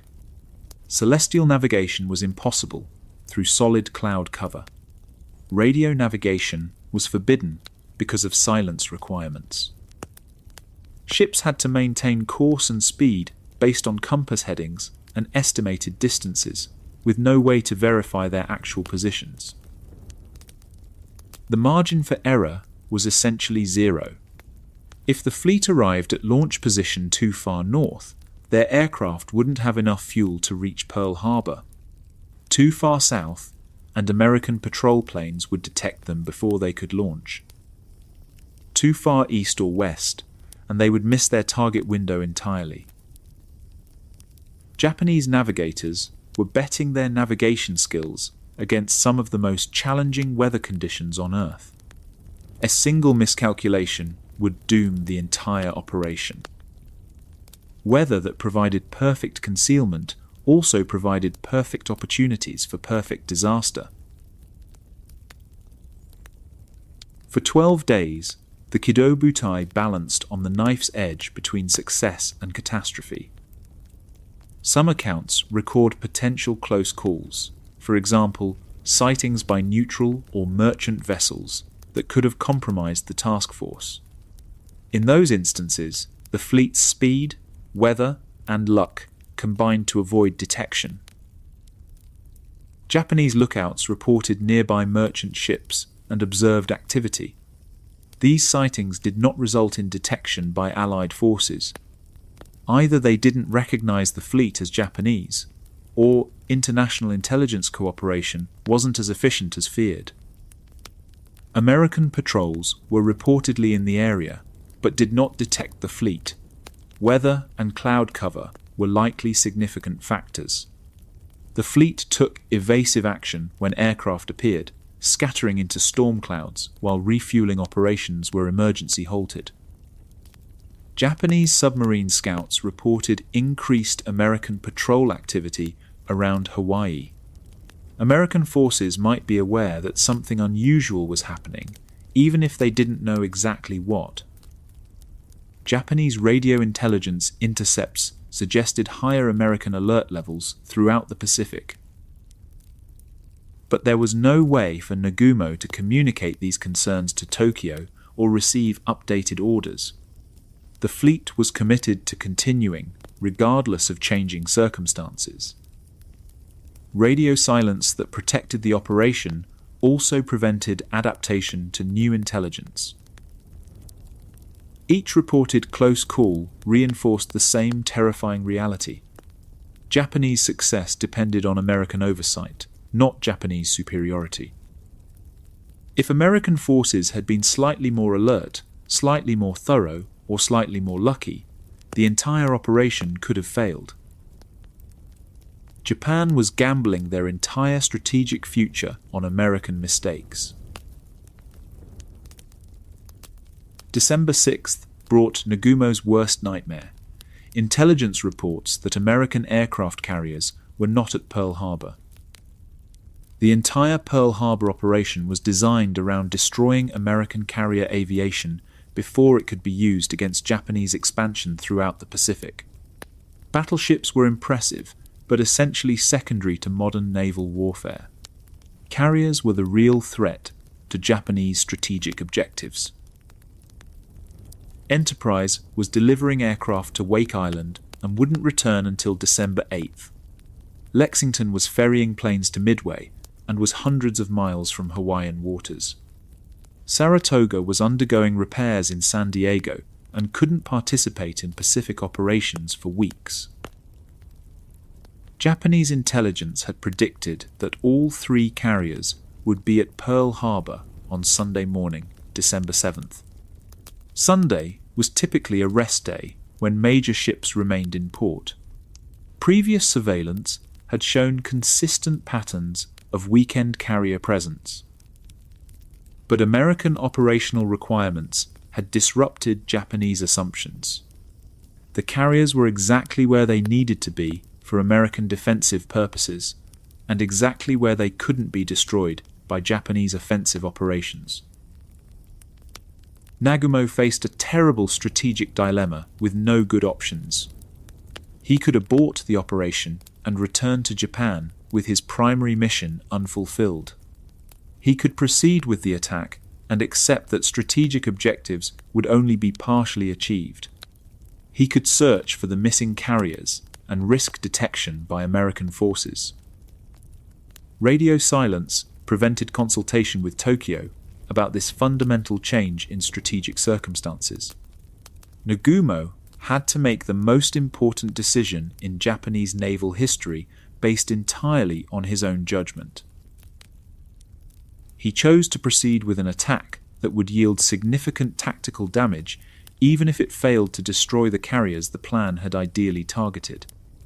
Destroying Pearl Harbor's infrastructure and battleship fleet would still provide considerable tactical advantages, even without eliminating American carrier aviation.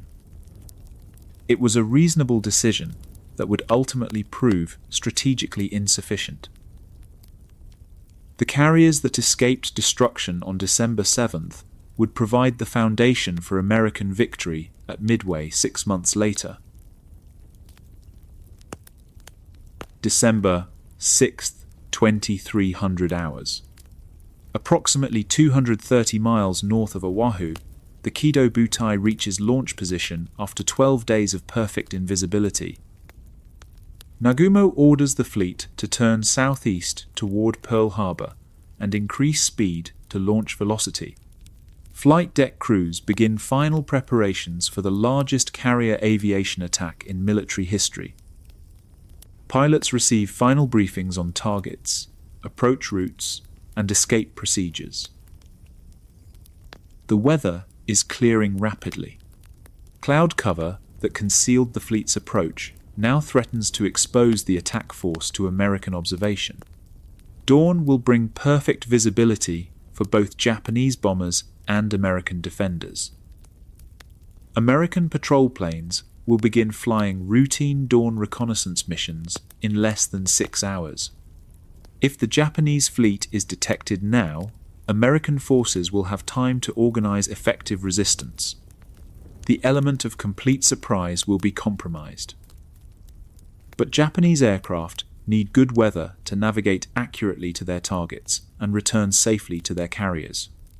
Perfect concealment and perfect attack conditions are mutually exclusive. Nagumo must choose between continuing to hide and beginning to fight.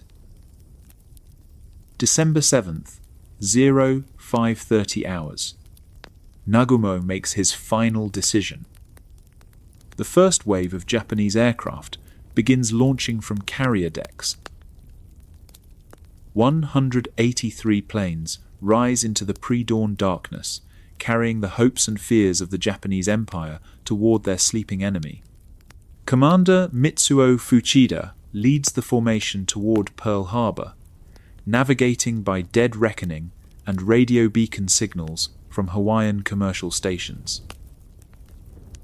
The carriers turn into the wind to maintain launch operations while destroyer escorts form protective screens around the task force. Combat air patrols circle overhead to prevent surprise attacks by American submarines or patrol planes.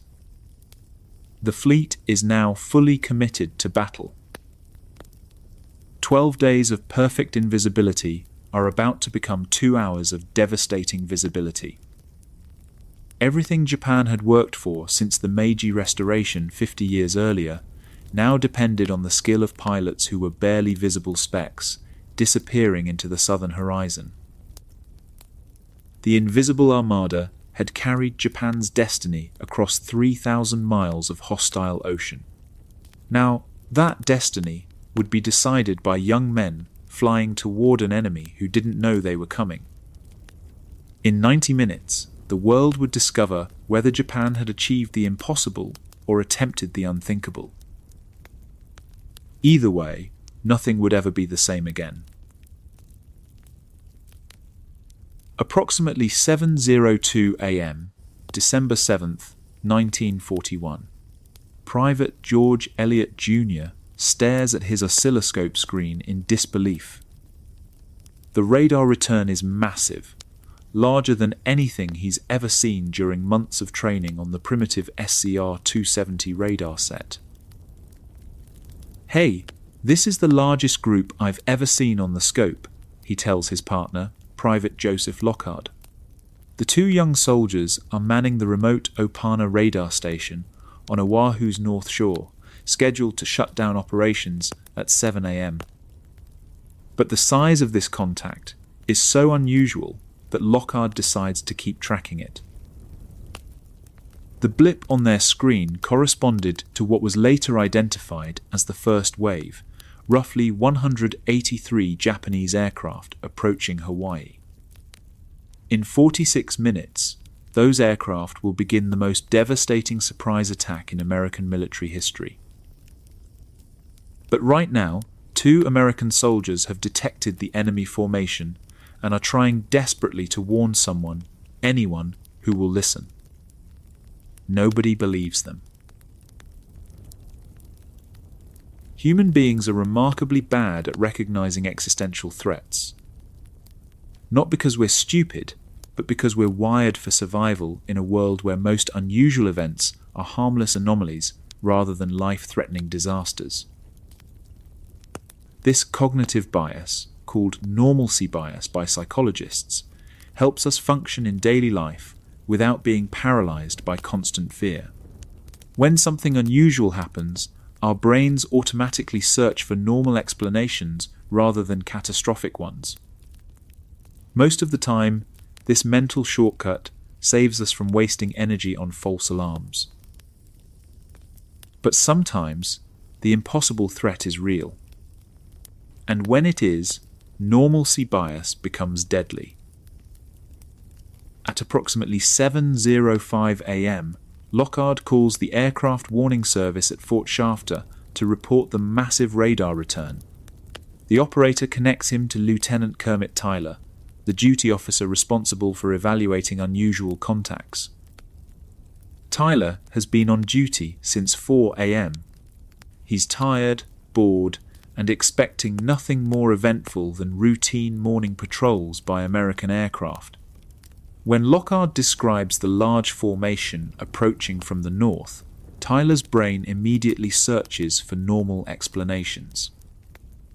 Tyler, expecting friendly B-17s, downplayed the contact, a response later described as assuming a routine arrival rather than an alarm.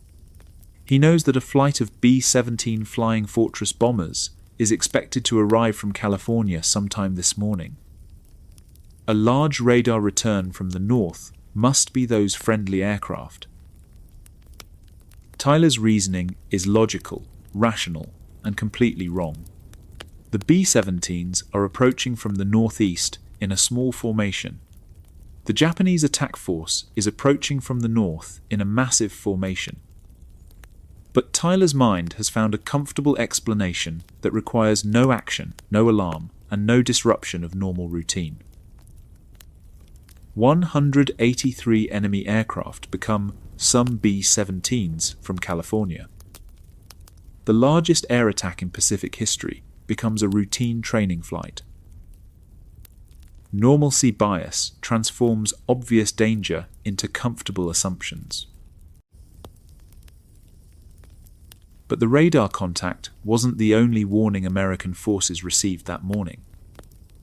At approximately 6:37 a.m., 25 minutes before the radar detection, the destroyer USS Ward had fired the first shots of the Pacific War. Lieutenant Commander William Outerbridge was commanding Ward on his first patrol duty when lookouts spotted a periscope following the supply ship Antares toward the entrance of Pearl Harbor. A submarine in that location could only be hostile, American submarines were strictly forbidden from operating in those waters without special authorization. Ward immediately went to general quarters and moved to intercept. At approximately 6:45 a.m., the destroyer opened fire on the submarine with its 4-inch guns, scoring a direct hit. Ward then dropped depth charges and reported seeing debris and oil slicks on the water surface. Outerbridge immediately transmitted a message to 14th Naval District Headquarters, reporting the attack on an unidentified submarine in restricted waters. This wasn't an ambiguous radar contact that could be explained away. This was an actual attack by American forces on a hostile submarine in Pearl Harbor's defensive zone. It should have triggered immediate fleet-wide alerts and defensive preparations throughout Pearl Harbor. Instead, it triggered bureaucratic delays and demands for verification. Ward's report reached 14th Naval District Headquarters and was treated cautiously. Staff sought confirmation and followed verification procedures that consumed critical minutes. Nobody wanted to sound a false alarm based on a single destroyer's report of hostile submarine activity. By the time Admiral Husband Kimmel received word of Ward's action, Japanese aircraft were already approaching Pearl Harbor's outer defenses. The warning that should have provided an hour of preparation time instead provided none. American military leaders had received definitive proof of hostile Japanese activity in Hawaiian waters. Their response was to ask for more proof instead of preparing for attack. Bureaucratic caution transformed obvious enemy action into administrative paperwork. What happened at Pearl Harbor that morning wasn't unique to December 7th, 1941. It represents a universal human pattern that appears whenever people receive warnings about threats they don't expect and don't want to believe. The pattern always follows the same sequence. First, people receive clear evidence of approaching danger. Second, they search for normal explanations that don't require immediate action. Third, they demand additional confirmation before accepting that the threat is real. Fourth, they delay response while seeking verification. Fifth, the threat materializes while they're still processing the warnings. This pattern appears throughout history with devastating consistency. September 11th, 2001. FBI field officers report suspicious activities by foreign nationals taking flight training but showing no interest in learning to land aircraft. Headquarters dismisses these reports as coincidental and unrelated. Normal explanations are preferred over terrorist conspiracy theories. COVID-19 pandemic. Intelligence agencies report viral outbreaks in Wuhan with human-to-human transmission potential. Public health officials insist the risk to Americans remains low. Normal seasonal illness patterns are assumed rather than global pandemic scenarios. The specific threats change, but the human response remains identical. People consistently choose comfortable assumptions over uncomfortable realities until reality forces acknowledgement through catastrophic consequences. Pearl Harbor reflected not only intelligence and analytic shortcomings, but also human and organizational failures, psychological biases, procedural inertia, and divided command that delayed decisive action. Pearl Harbor also revealed how organizational structures can transform individual awareness into collective blindness. Both the radar operators and the destroyer crew correctly identified hostile threats and attempted to report them through proper channels. The failure occurred in the chain of communication between field personnel who saw the danger and command personnel who needed to act on it. Private Lockhart understood that his radar contact was unprecedented and potentially threatening. But he had no direct communication with Admiral Kimmel or any other decision-making authority. His warning had to pass through multiple layers of command, each creating opportunities for delay, misinterpretation, or dismissal. Lieutenant Commander Outerbridge knew that his submarine attack represented probable enemy action requiring immediate fleet response, but his messages had to be analysed and verified by staff officers before reaching operational commanders. Each step in the process consumed precious time while adding psychological distance from the original event. By the time field observations reached decision-makers, they had been filtered through organisational bureaucracy that prioritised process over urgency. Clear warnings became ambiguous reports. Immediate threats became administrative questions. Modern military organisations study Pearl Harbor as a classic example of communication failure during crisis situations. The people closest to the threat had the clearest understanding of danger. The people furthest from the threat had the authority to respond to danger. The organizational structure connecting them was optimized for routine operations, not emergency response. This structural problem persists in every large organization facing unexpected threats. People who detect problems rarely have authority to solve them. People who have authority to solve problems rarely receive unfiltered information about them. The larger and more complex the organization, the greater the distance between threat detection and threat response. Pearl Harbor demonstrated how that distance can become fatal when measured in minutes rather than days. Perhaps most significantly, Pearl Harbor revealed the dangers of divided command during crisis situations. No single person was responsible for defending Oahu from enemy attack. Admiral Kimmel commanded naval forces. General Walter Short commanded army forces. Neither had authority over the other, and both reported to different chains of command in Washington. This division of responsibility created coordination problems that persisted throughout the final hours before the attack. Navy radar operators reported to Army command centers. Army aircraft were responsible for long-range reconnaissance missions. Naval vessels provided harbor defense, while Army units provided anti-aircraft protection. When warning signals appeared, there was no single authority responsible for evaluating them and ordering appropriate responses. Each service processed information according to its own procedures and priorities. Coordination required consultation and consensus rather than immediate decision-making. Lieutenant Tyler dismissed the radar contact as friendly aircraft because he was thinking like an Army officer concerned with airbase operations. Admiral Kimmel demanded verification of the submarine attack because he was thinking like a naval commander concerned with false alarms.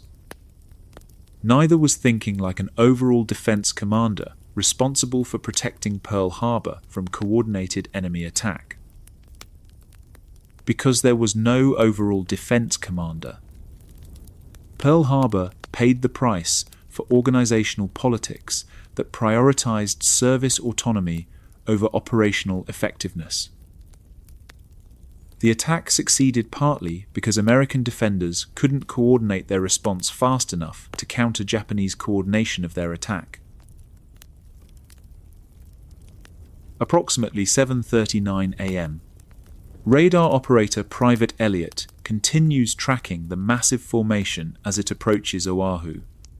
The contact is now so close that he can see individual aircraft groups separating from the main formation. Reports indicate he tried contacting the aircraft warning service again, but was told that Lieutenant Tyler had already evaluated the contact and determined it wasn't threatening.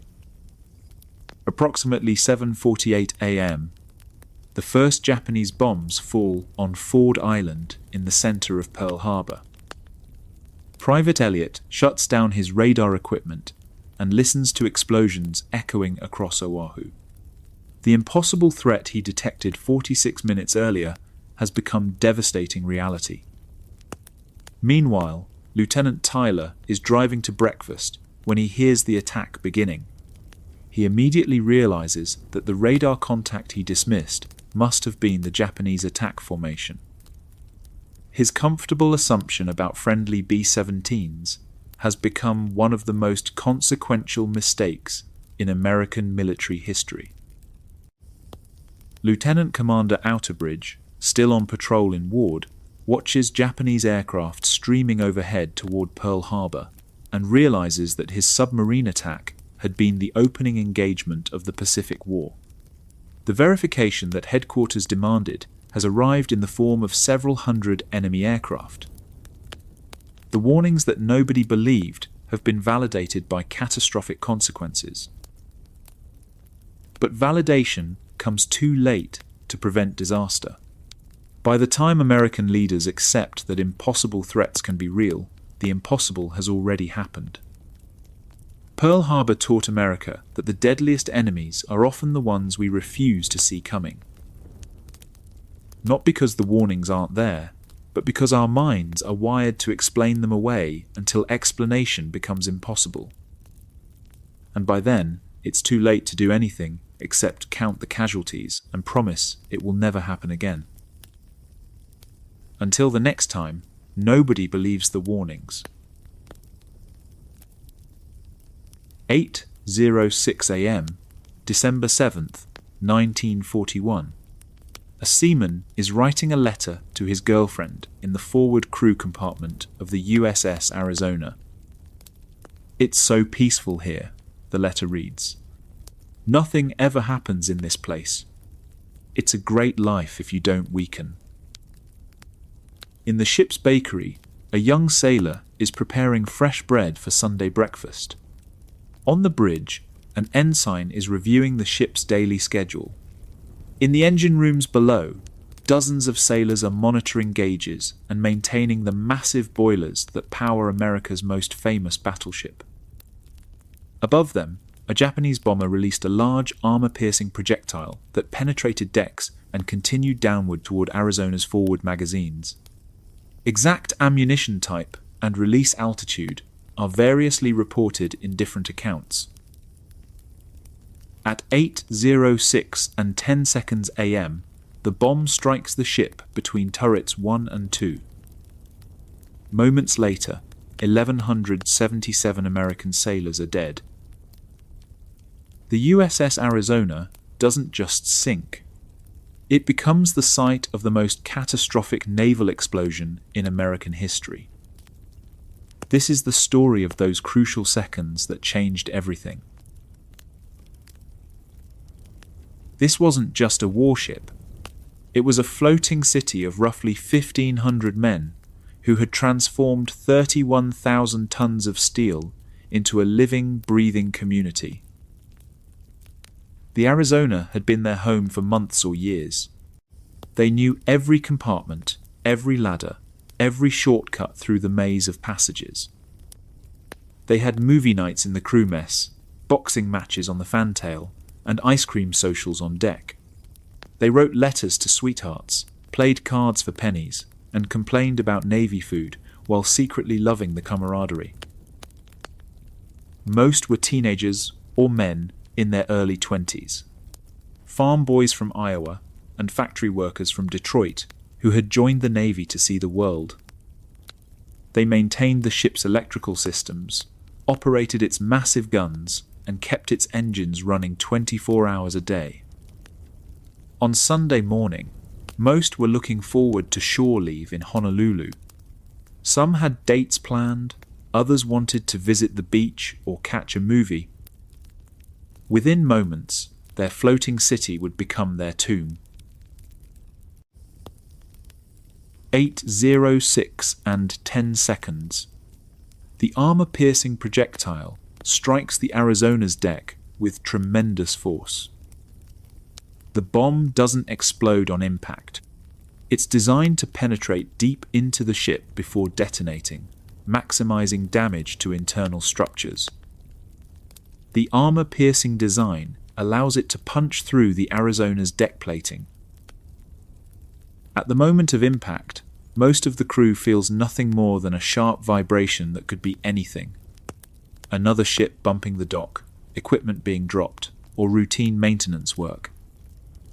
Sailors look up from their tasks momentarily, then continue with their routines. The bomb has entered the ship, but its real work hasn't begun yet. In the Arizona's forward magazines, over 1,000 tons of black powder and high explosives wait in storage compartments designed to be the safest spaces on the ship. Multiple layers of armor protect the magazines from enemy fire. Flooding systems can instantly fill the compartments with water if fire threatens the explosives. But all of these safety systems are designed to protect against conventional threats. None of them can stop an armor-piercing bomb that has already penetrated multiple decks and is continuing downward toward the heart of the ship. For most of the Arizona's crew, this is the last moment of normal life they will ever experience. The bomb continues its downward trajectory through the Arizona's interior spaces. Now the crew begins to notice that something is seriously wrong. The sound of rending metal echoes through compartments as the bomb smashes through internal structures. Sailors look up from their tasks with growing alarm. In the forward crew quarters, men who were sleeping are jolted awake. Some grab life jackets out of instinct. Others rush toward their general quarters stations. Most are still trying to figure out what's happening. The bomb has now penetrated deep enough to threaten the Arizona's most critical systems.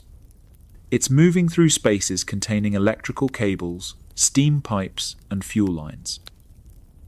The bomb continues downward, driven by momentum toward the one location that could turn a serious attack into an absolute catastrophe. The seaman drops his pencil and starts to stand up. The baker turns toward the sound of breaking metal. The ensign reaches for the ship's intercom to sound general quarters. None of them will complete these actions. The bomb is now approaching the forward magazine, where hundreds of tons of explosives wait in carefully organized storage racks. Black powder charges for the ship's 14-inch guns. High explosive shells ready for loading. Smokeless powder in waterproof containers. All of it stable and safe under normal conditions. All of it devastating and lethal if detonated simultaneously. The armor-piercing bomb reaches the forward magazine and explodes. The magazine detonation released a titanic amount of energy.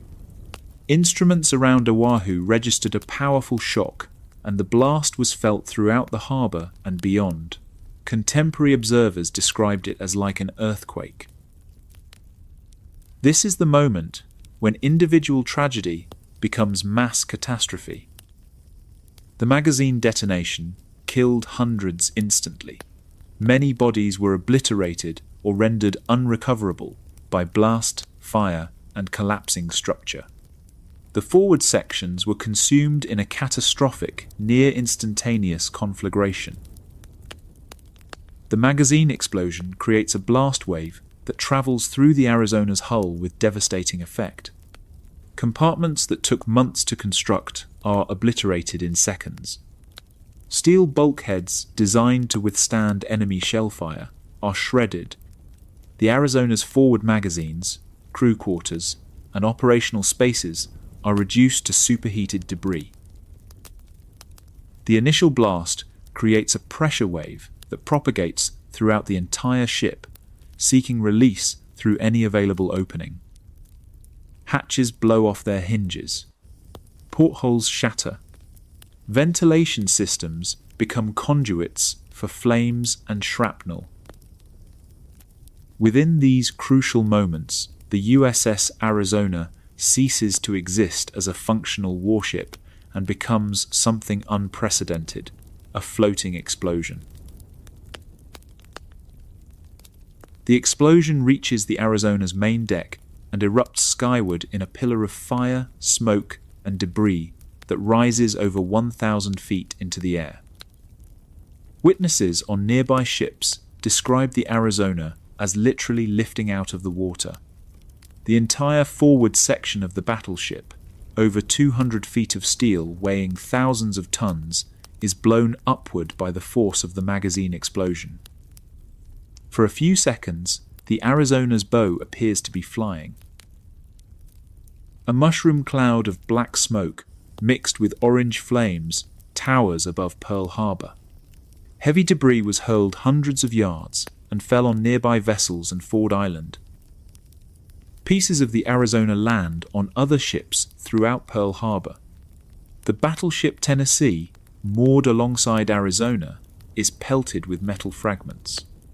Ford Island's airfield is showered with pieces of the destroyed ship. Arizona debris reaches ships over 500 yards away. But the most shocking aspect isn't the physical destruction, it's the speed. Sailors on nearby vessels watch in horror as an entire battleship disappears in moments. One instant, the Arizona is there, massive and seemingly indestructible. The next instant, it's a pillar of fire reaching toward the sky. The explosion creates its own localized weather effects. The superheated gases rising from the Arizona create wind patterns that affect aircraft flying overhead. Photographers capture images of the explosion that will become some of the most famous pictures in military history. But no photograph can convey the sound, a roar so loud that it drowns out gunfire from every other ship in the harbor. Gravity reasserts itself, and what remains of the Arizona crashes back down into Pearl Harbor. The forward section of the ship, blown skyward by the magazine explosion, falls back into the water in pieces. Some chunks of steel are so large they create their own splash patterns. Others fall like metallic rain across the harbor. The middle section of the Arizona, damaged beyond repair but not completely destroyed, begins settling toward the harbor bottom. Massive amounts of water rush into the spaces where the forward magazines used to be. The ship's structural integrity has been completely compromised. What's left of the Arizona is no longer a ship in any meaningful sense. It's a collection of twisted metal, burning fuel, and flooded compartments slowly sinking into 40 feet of harbor water. The stern section remains relatively intact, but it's trapped by the wreckage. In the water around the Arizona, oil from ruptured fuel tanks creates a spreading fire that will burn for days. Thick, black smoke pours from the wreckage, carrying the smell of burning fuel, hot metal, and death across Pearl Harbor. Incredibly, some men in the Arizona's stern sections are still alive. They are trapped in compartments that are flooding rapidly, with no way to reach topside through the twisted wreckage. Some bang on bulkheads, hoping someone will hear them. Others try to find alternate escape routes through spaces they can barely see. A few succeed in reaching the surface and are pulled from the water by rescue boats. Most do not. They become part of the Arizona's final casualty count, men who survived the explosion only to drown in the wreckage of their own ship. An eerie quiet settles over the Arizona's wreckage. This silence is more disturbing than the explosion itself. Survivors on nearby ships describe it as unnatural and terrifying. One moment, the harbor echoes with the roar of the magazine blast. The next moment, there's an almost complete absence of sound from the Arizona's location. The silence represents the absence of 1,177 voices that will never speak again. No calls for help from the forward sections because there's no one left alive to call. No sound of machinery because all the machinery has been destroyed. No voices from the crew, because most of the crew no longer exists. What few sounds remain are heartbreaking. Occasional weak calls from men trapped in the stern. The hiss of steam escaping from ruptured pipes. The crackle of fires still burning. The lap of oil-covered water against twisted metal. On ships throughout Pearl Harbor, sailors stand in shocked silence, trying to comprehend what they've just witnessed. Many are crying. Others are vomiting from shock and horror. Some are praying. A few are already manning guns, ready to fight back. Most are simply staring at the place where the Arizona used to be, unable to process the reality that an entire battleship and most of its crew have been eliminated in moments. The Arizona explosion was so sudden and complete that observers' minds simply shut down temporarily. Americans throughout Pearl Harbor begin responding to the Arizona disaster with courage that defies rational explanation. Sailors from other ships dive into burning, oil-covered water to search for Arizona survivors. They know the water is toxic and the fires could spread to engulf them. They search anyway because that's what shipmates do for each other.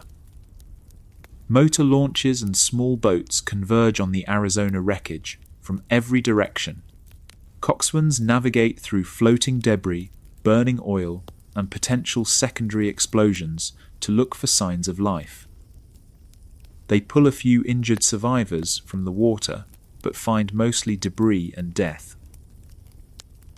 On nearby ships, damage control teams work frantically to prevent the Arizona's fate from spreading to other vessels. They fight oil fires, clear debris from their own decks, and prepare for additional attacks while still processing the shock. When faced with catastrophe beyond comprehension, most people don't freeze or panic. They default to training, duty, and concern for others. Medical personnel throughout Pearl Harbor prepare for casualties, even though they suspect there may be very few survivors to treat. They set up aid stations and organize stretcher teams. When it becomes clear that most Arizona casualties are beyond medical help, they redirect their efforts to other damaged ships. No one had planned for the complete destruction of a major warship in moments. But everyone begins improvising solutions to problems they've never faced before. Minutes after the bomb impact, the USS Arizona's destruction is complete. What remains is a smoking, partially submerged wreck that bears little resemblance to the mighty battleship that had been the pride of the Pacific Fleet moments earlier. The forward 2/3 of the ship has been obliterated. The stern section sits at an odd angle, settling slowly into the harbour mud. Oil fires continue burning on the water surface, fed by thousands of gallons of fuel oil escaping from ruptured tanks. The fires will burn for 3 days, creating a pillar of black smoke visible from anywhere on Oahu. Of roughly 1,500 men aboard Arizona that morning, about 1,177 died and around 335 survived. Many of those killed were never recovered and remain entombed within the wreck. Most survivors are men who were on deck or in the stern sections when the magazine exploded. Many bodies are never recovered, trapped in compartments that are now sealed beneath tons of twisted metal. The Arizona becomes their tomb. Japan hasn't just sunk a battleship. They've eliminated a symbol of American naval power and created a rallying cry that will motivate American war efforts for years to come. The destruction of Arizona became a powerful rallying symbol. Remember Pearl Harbor, and the ship's memory galvanized American resolve. The ship's destruction provides Americans with a personal, emotional connection to the war. Rescue workers continue searching the wreckage for survivors, even though they know their chances are rapidly diminishing. They search because hope is the only alternative to despair. Forensic and historical analyses confirm the detonation's suddenness and power.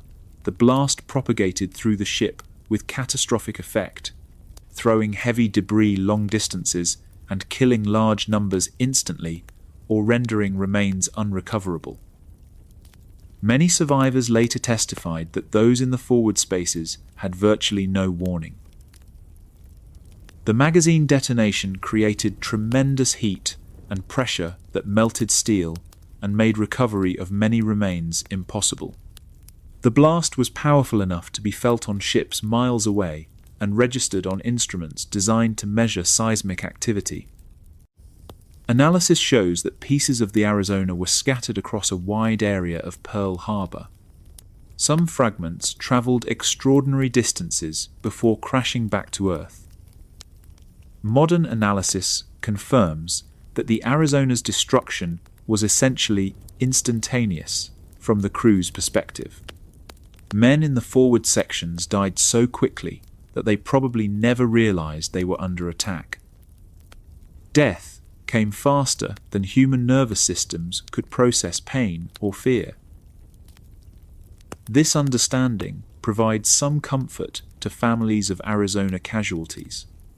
Their loved ones didn't suffer. They didn't have time to be afraid. They were simply there one moment and gone the next. Today, the USS Arizona rests on the bottom of Pearl Harbor, exactly where it sank on December 7th, 1941. The ship has become a permanent memorial to the 1,177 men who died in its destruction. Oil still seeps from the Arizona's fuel tanks, creating rainbow slicks that visitors call the Tears of the Arizona. Engineers estimate that the ship contains enough fuel oil to continue leaking for several more decades. The memorial, built over the Arizona's hull, attracts over 2 million visitors annually. They come to honor the dead, to understand history, and to witness the place where America's innocence died in moments. But the real memorial isn't the building constructed above the wreck. It's the wreck itself, a tomb containing the remains of men who were killed so quickly they became part of their ship forever. The Arizona explosion changed how Americans think about war, death, and national security. It proved that distance and technology cannot protect against determined enemies. It demonstrated that modern warfare can destroy entire communities in seconds rather than months. Most importantly, the Arizona reminds us that behind every historical event are individual human beings, with names, families, dreams, and fears. The seaman never finished his letter. The baker never served his fresh bread. The ensign never sounded general quarters. They became part of something larger than themselves, a moment in history that transformed America from a peaceful nation into a global superpower. But first, they were just young men doing their jobs on a Sunday morning in paradise. Those crucial moments took away their lives, their futures, and their chance to see America win the war they helped start. But those same moments gave America the motivation to fight that war with determination that ultimately proved unstoppable. The Arizona explosion was the end of 1,177 individual stories. But it was also the beginning of the American story that still shapes the world today. In those crucial moments, everything changed. And America has never been the same since. The second wave of Japanese aircraft, arriving in the late morning hours, expected little organized resistance. By this point, however, American ships and shore batteries had begun to respond in force.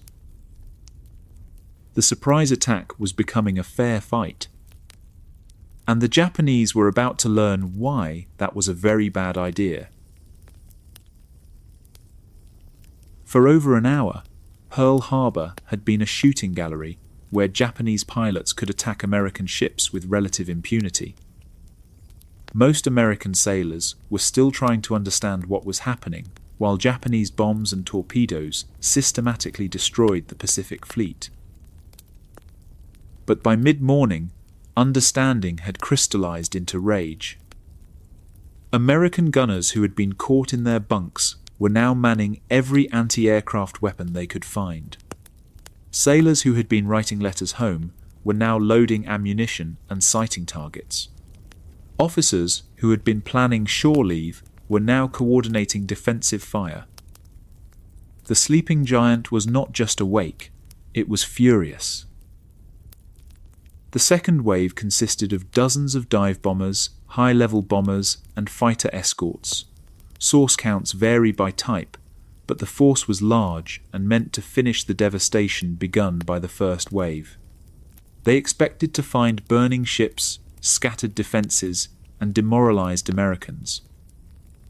What they found instead was concentrated anti-aircraft fire from ships, shore batteries, and any gunners who could man a weapon.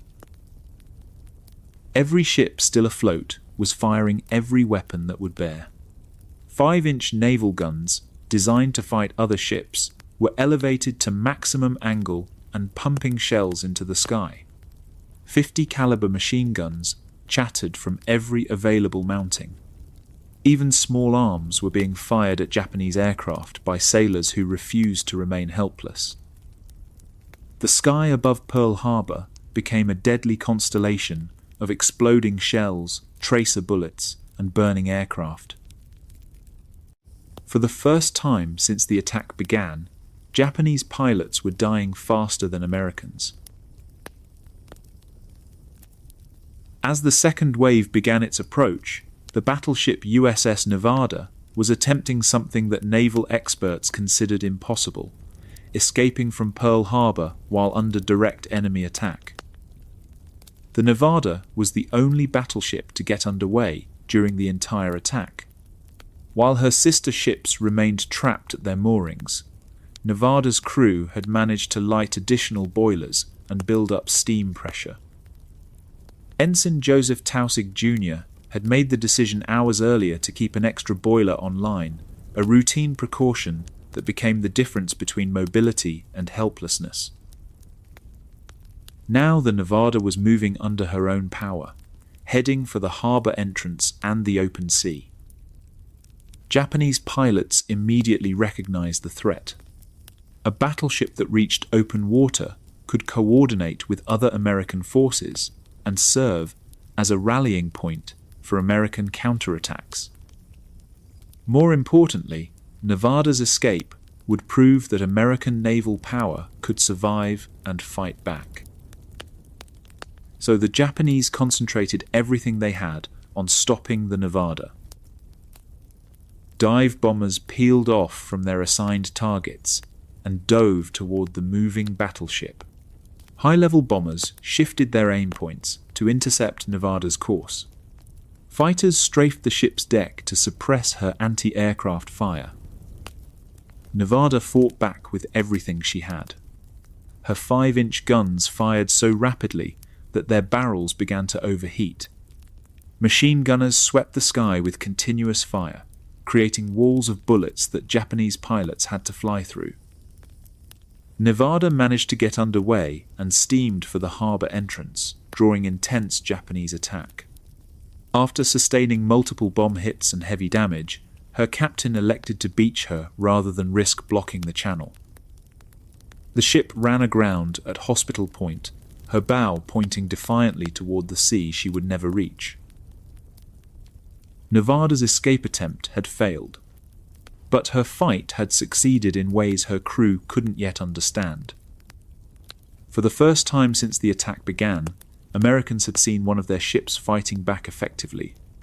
Nevada had absorbed the concentrated fury of the Japanese Air Force and remained defiant.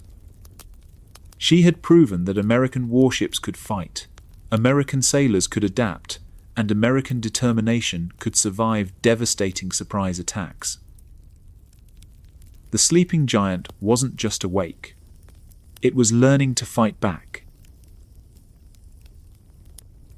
While Nevada battled Japanese aircraft in the harbor, an even more unlikely drama was playing out at Wheeler Army Airfield. Accounts tell of pilots, some reportedly in their pajamas, racing to scattered aircraft and getting aloft in anything they could fly. One pilot, Lieutenant Philip Rasmussen, later recounted his hurried, barefoot takeoff. Rasmussen was awakened by the sound of explosions and machine gun fire echoing across Oahu. That assumption lasted until he looked out his barracks window and saw Japanese aircraft strafing the airfield. He grabbed a .45 caliber pistol and ran toward the flight line, wearing nothing but pajamas and bare feet. He wasn't planning to engage enemy aircraft with a sidearm. He was hoping to find an airplane. The flight line at Wheeler Field looked like a vision of hell.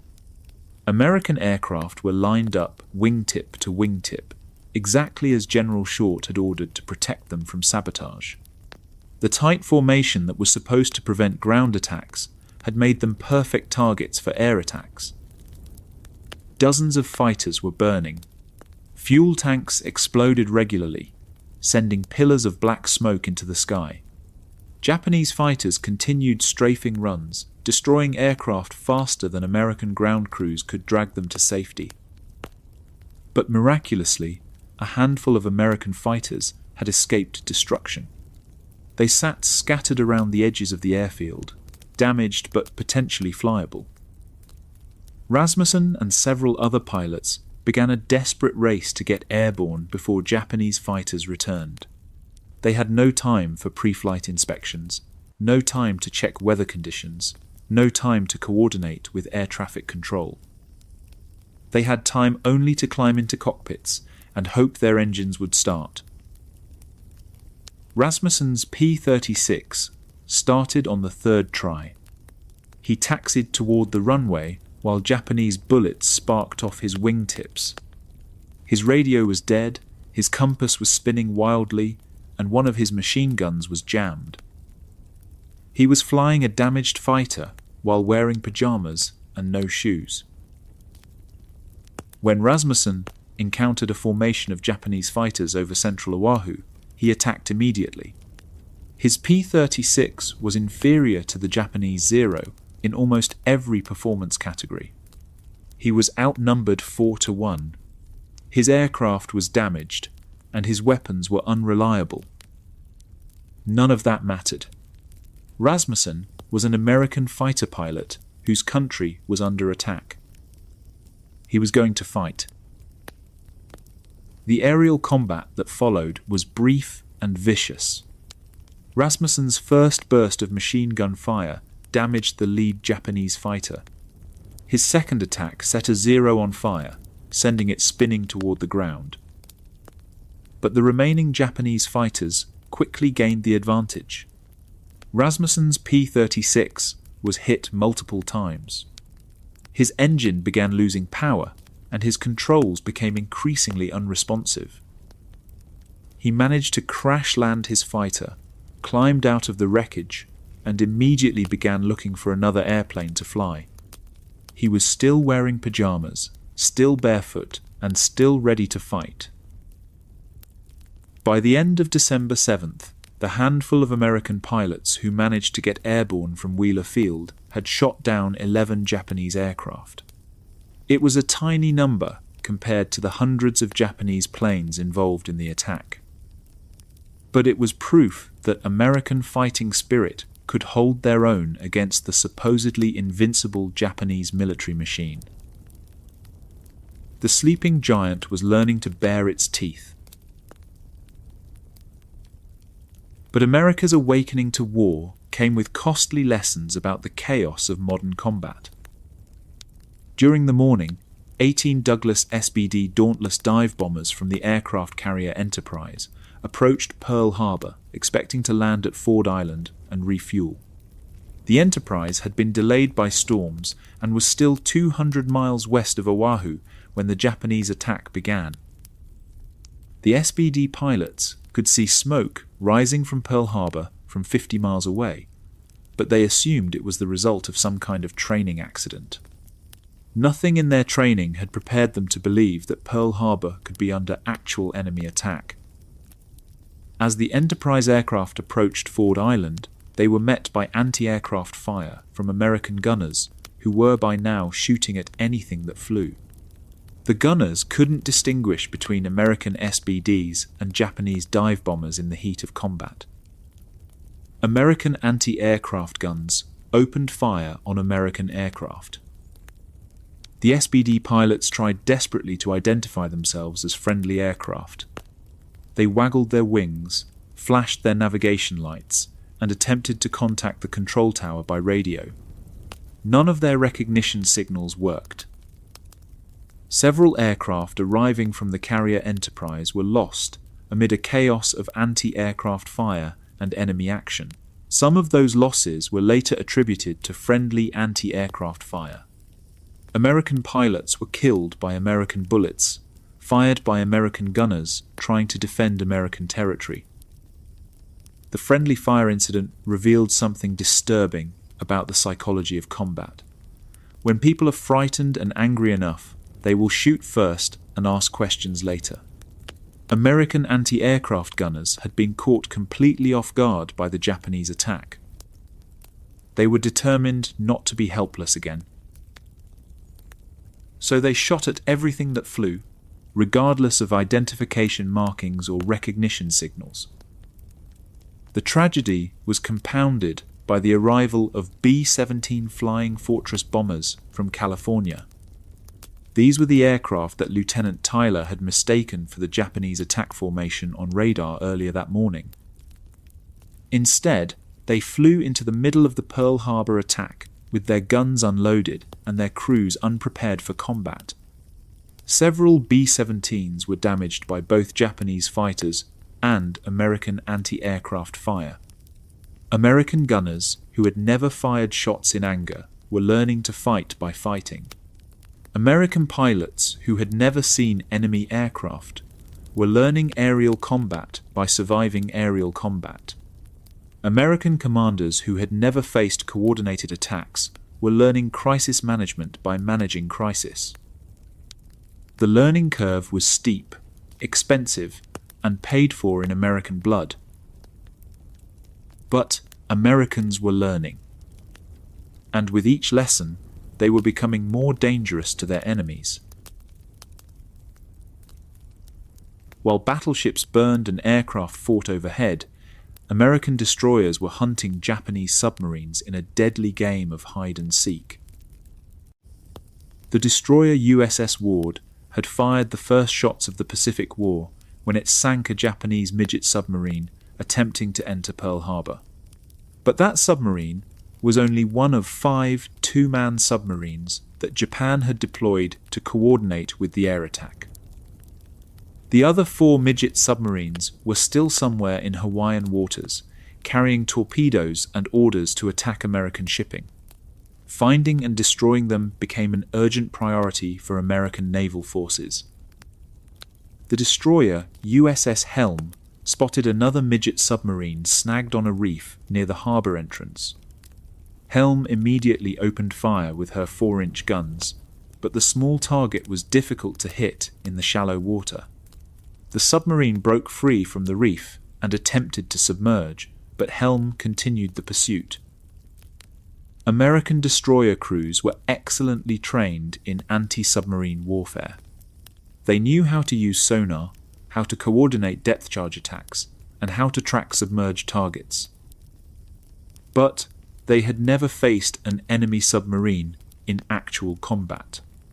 Training exercises used predictable patterns and safety procedures that didn't apply to desperate enemy crews fighting for their lives. The Japanese midget submarines were small, maneuverable, and operated by crews who expected to die in the attack. They could hide in shallow water where American destroyers couldn't follow. They could take risks that no training exercise would simulate. But American persistence eventually won out over Japanese desperation. The destroyer USS Monaghan spotted a midget submarine attempting to attack ships in the harbor. Monaghan's captain ordered full speed ahead, and attempted to ram the submarine. The ramming attempt missed by only 50 yards, but Monaghan immediately dropped depth charges in the submarine's wake. The explosions occurred in such shallow water that they lifted Monaghan's stern out of the sea and damaged her steering mechanism. Out of control, the destroyer crashed into a barge, but suffered only minor damage. The midget submarine was not so fortunate. Monaghan's depth charges crushed its hull and killed both crew members. American destroyers and patrol craft engaged the midget submarines. Several were sunk. One was later found beached and its crew captured, and one remained unlocated for some time. The submarine hunt revealed something important about American military culture. Americans might be caught off guard, but they wouldn't stay off guard. Once American forces understood what they were facing, they adapted quickly and fought effectively. They made mistakes, but they made fewer mistakes each time.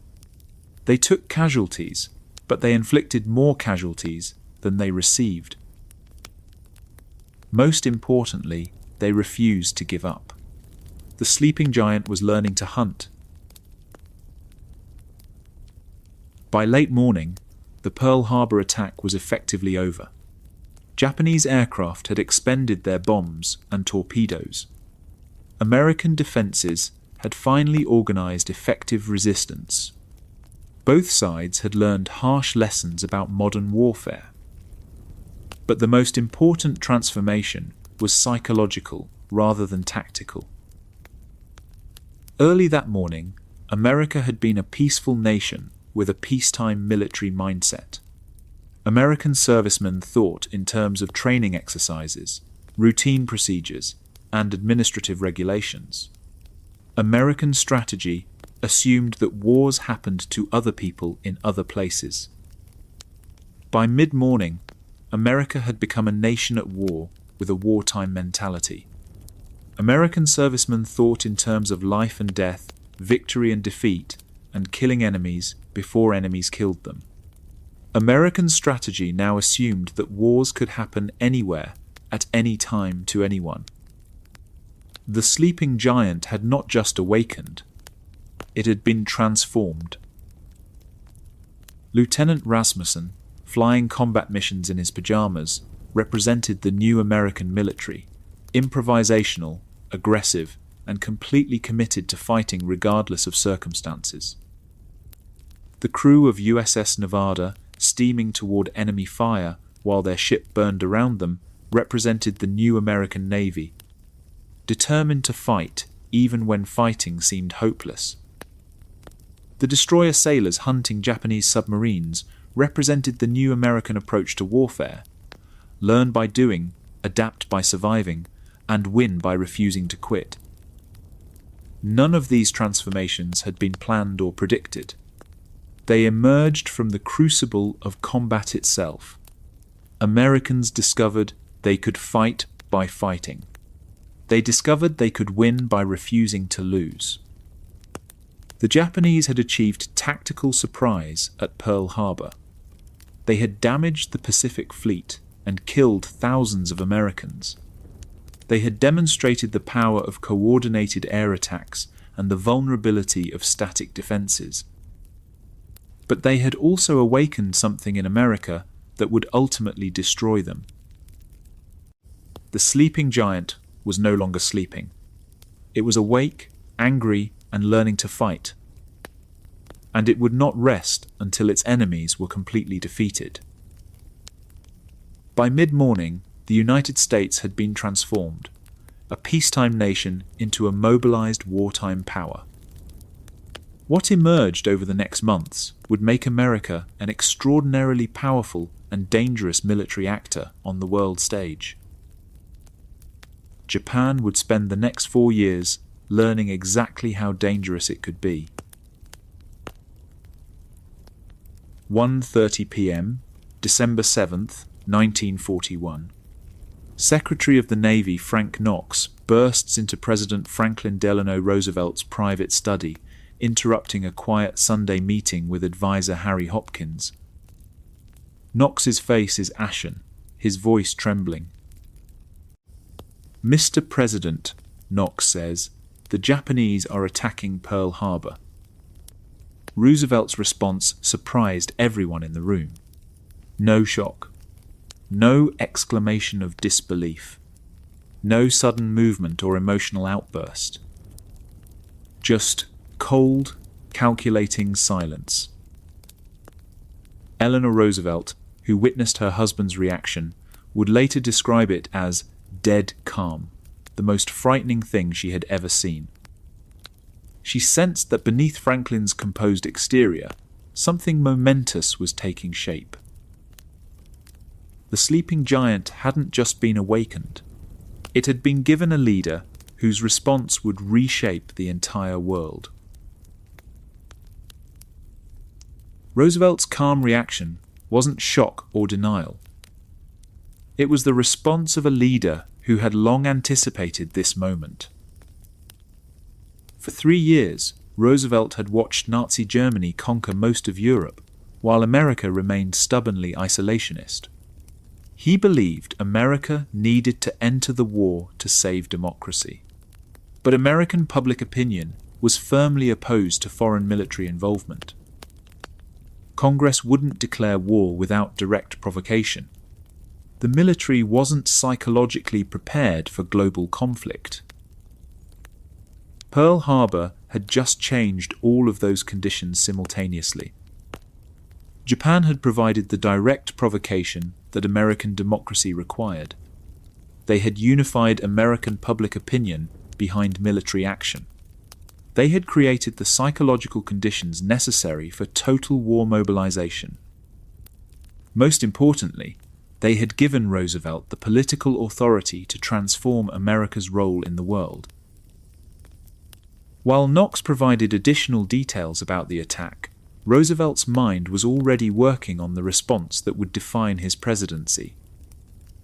The calm determination that Eleanor observed would soon become the driving force behind America's emergence as a global superpower. At 4 p.m., Roosevelt placed a transatlantic telephone call to British Prime Minister Winston Churchill. The conversation lasted only a few minutes, but it would determine the course of the next 4 years. "Mr. President," Churchill said, "what's this about Japan?" "It's quite true," Roosevelt replied. "They have attacked us at Pearl Harbor. We are all in the same boat now." Churchill later wrote that he felt profound relief upon hearing those words. For 2 years, Britain had fought Nazi Germany essentially alone, while America provided material support, but remained officially neutral. Now America would be forced to enter the war as a full belligerent. But Churchill may not have fully grasped what Roosevelt meant by the same boat. Roosevelt wasn't just agreeing to coordinate military strategy with Britain. He was signaling that America would assume a leading role in the Allied war effort. The same boat would increasingly become an American-commanded vessel, powered by American industrial might. Pearl Harbor had positioned America to become the senior partner in the most powerful military alliance in history. The attack that was supposed to keep America out of global war had just guaranteed American leadership of global war. That evening, Roosevelt sat in his study with Secretary Grace Tully, dictating what would become one of the most important speeches in American history. Every word was chosen for maximum psychological impact. Yesterday, December 7th, 1941, a date which will live in infamy, the United States of America was suddenly and deliberately attacked by naval and air forces of the Empire of Japan. The phrase "date which will live in infamy" was carefully crafted rhetoric designed to brand Pearl Harbor into American memory forever.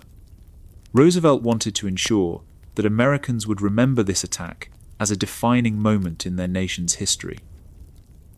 The speech continued, "No matter how long it may take us to overcome this premeditated invasion, the American people in their righteous might will win through to absolute victory. Absolute victory was another carefully chosen phrase. Roosevelt wasn't promising merely to defend American territory or restore the status quo. He was promising to completely destroy Japan as a military power. The speech established themes that would echo through American foreign policy for decades. The moral authority of a nation attacked without warning.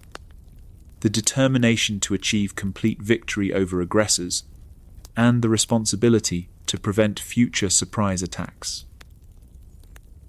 The speech took only 6 minutes to deliver, but its influence on American foreign policy would last for generations. The promise to prevent another Pearl Harbor would become a recurring justification for American military presence around the world.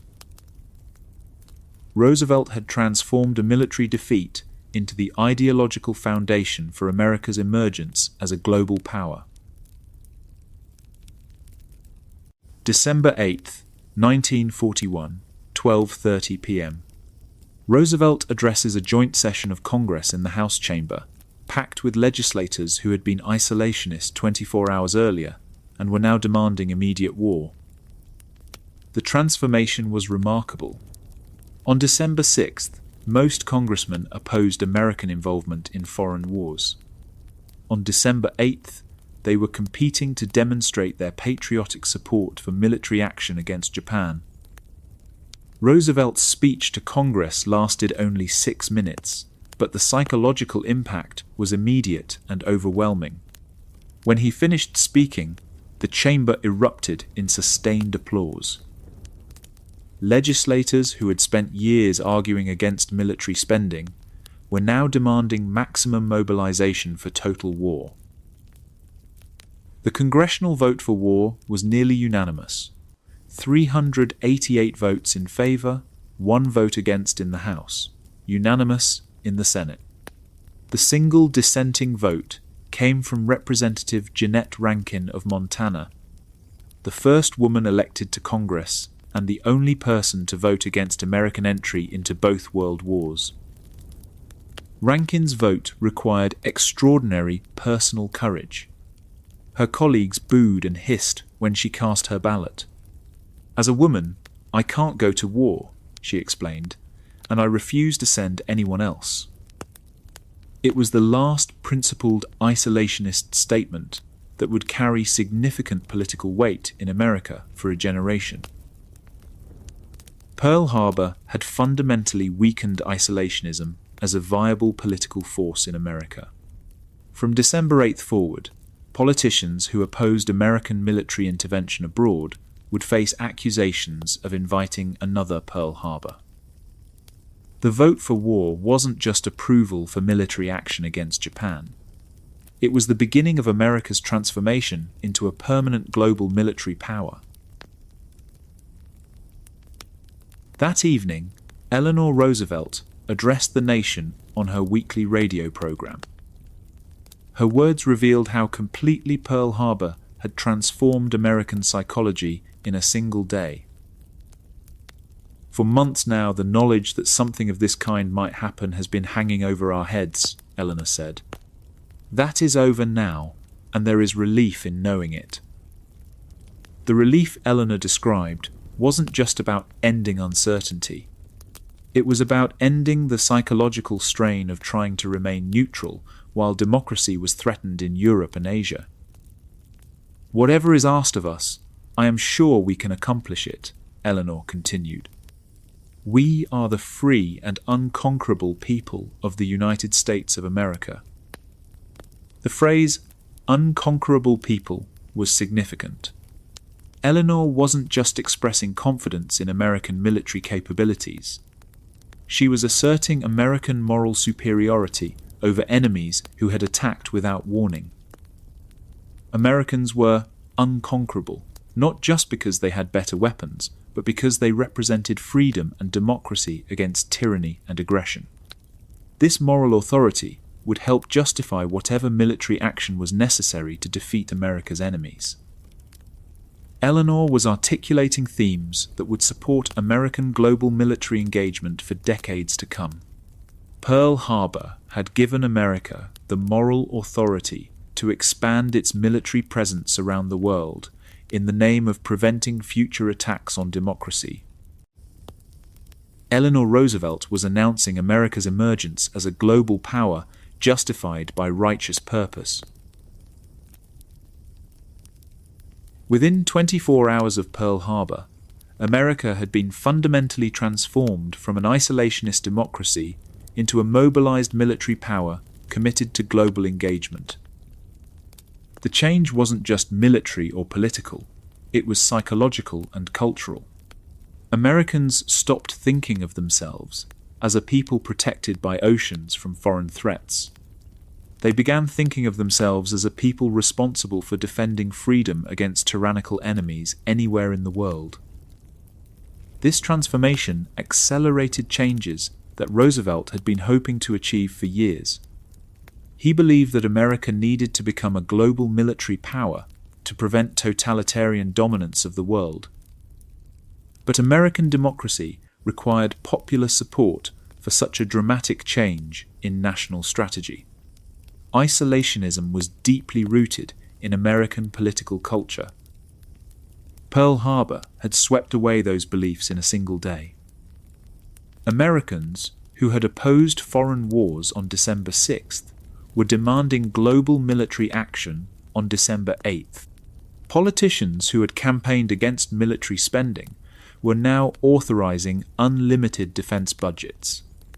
Citizens who had insisted that foreign problems required foreign solutions were now accepting American responsibility for solving global problems through American military power. The psychological impact was so complete that most Americans didn't recognize how fundamentally their worldview had changed. They thought they were simply responding to Japanese aggression. They didn't realize they were participating in the creation of conditions that would support America's emergence as the world's dominant military power. Roosevelt recognized the magnitude of the transformation. Pearl Harbor had given him the political support he needed to lead America into a position of global leadership. The Japanese attack had created the political conditions for America's rise to superpower status. Pearl Harbor didn't just bring America into World War II. It created the psychological conditions that would support America's permanent engagement in global military affairs. Before December 7th, Americans viewed military spending as a temporary emergency measure. After Pearl Harbor, Americans came to view military strength as permanent insurance against future surprise attacks. Before December 7th, Americans viewed foreign military bases as temporary wartime expedients. After Pearl Harbor, Americans would come to view overseas military presence as essential protection against enemies, planning another surprise attack. Before December 7th, Americans viewed intelligence agencies as unnecessary violations of democratic privacy. After Pearl Harbor, Americans would accept intelligence operations as essential protection against enemies preparing the next Pearl Harbor. The attack created a psychological framework that would outlast World War II by decades. Americans would never again tolerate the kind of military unpreparedness that had made Pearl Harbor possible. They would support maintaining military superiority over potential enemies, regardless of cost. By the end of World War II, America would have military bases on multiple continents and naval forces in every major ocean. By the end of the 20th century, America would be maintaining military capabilities greater than most other nations combined.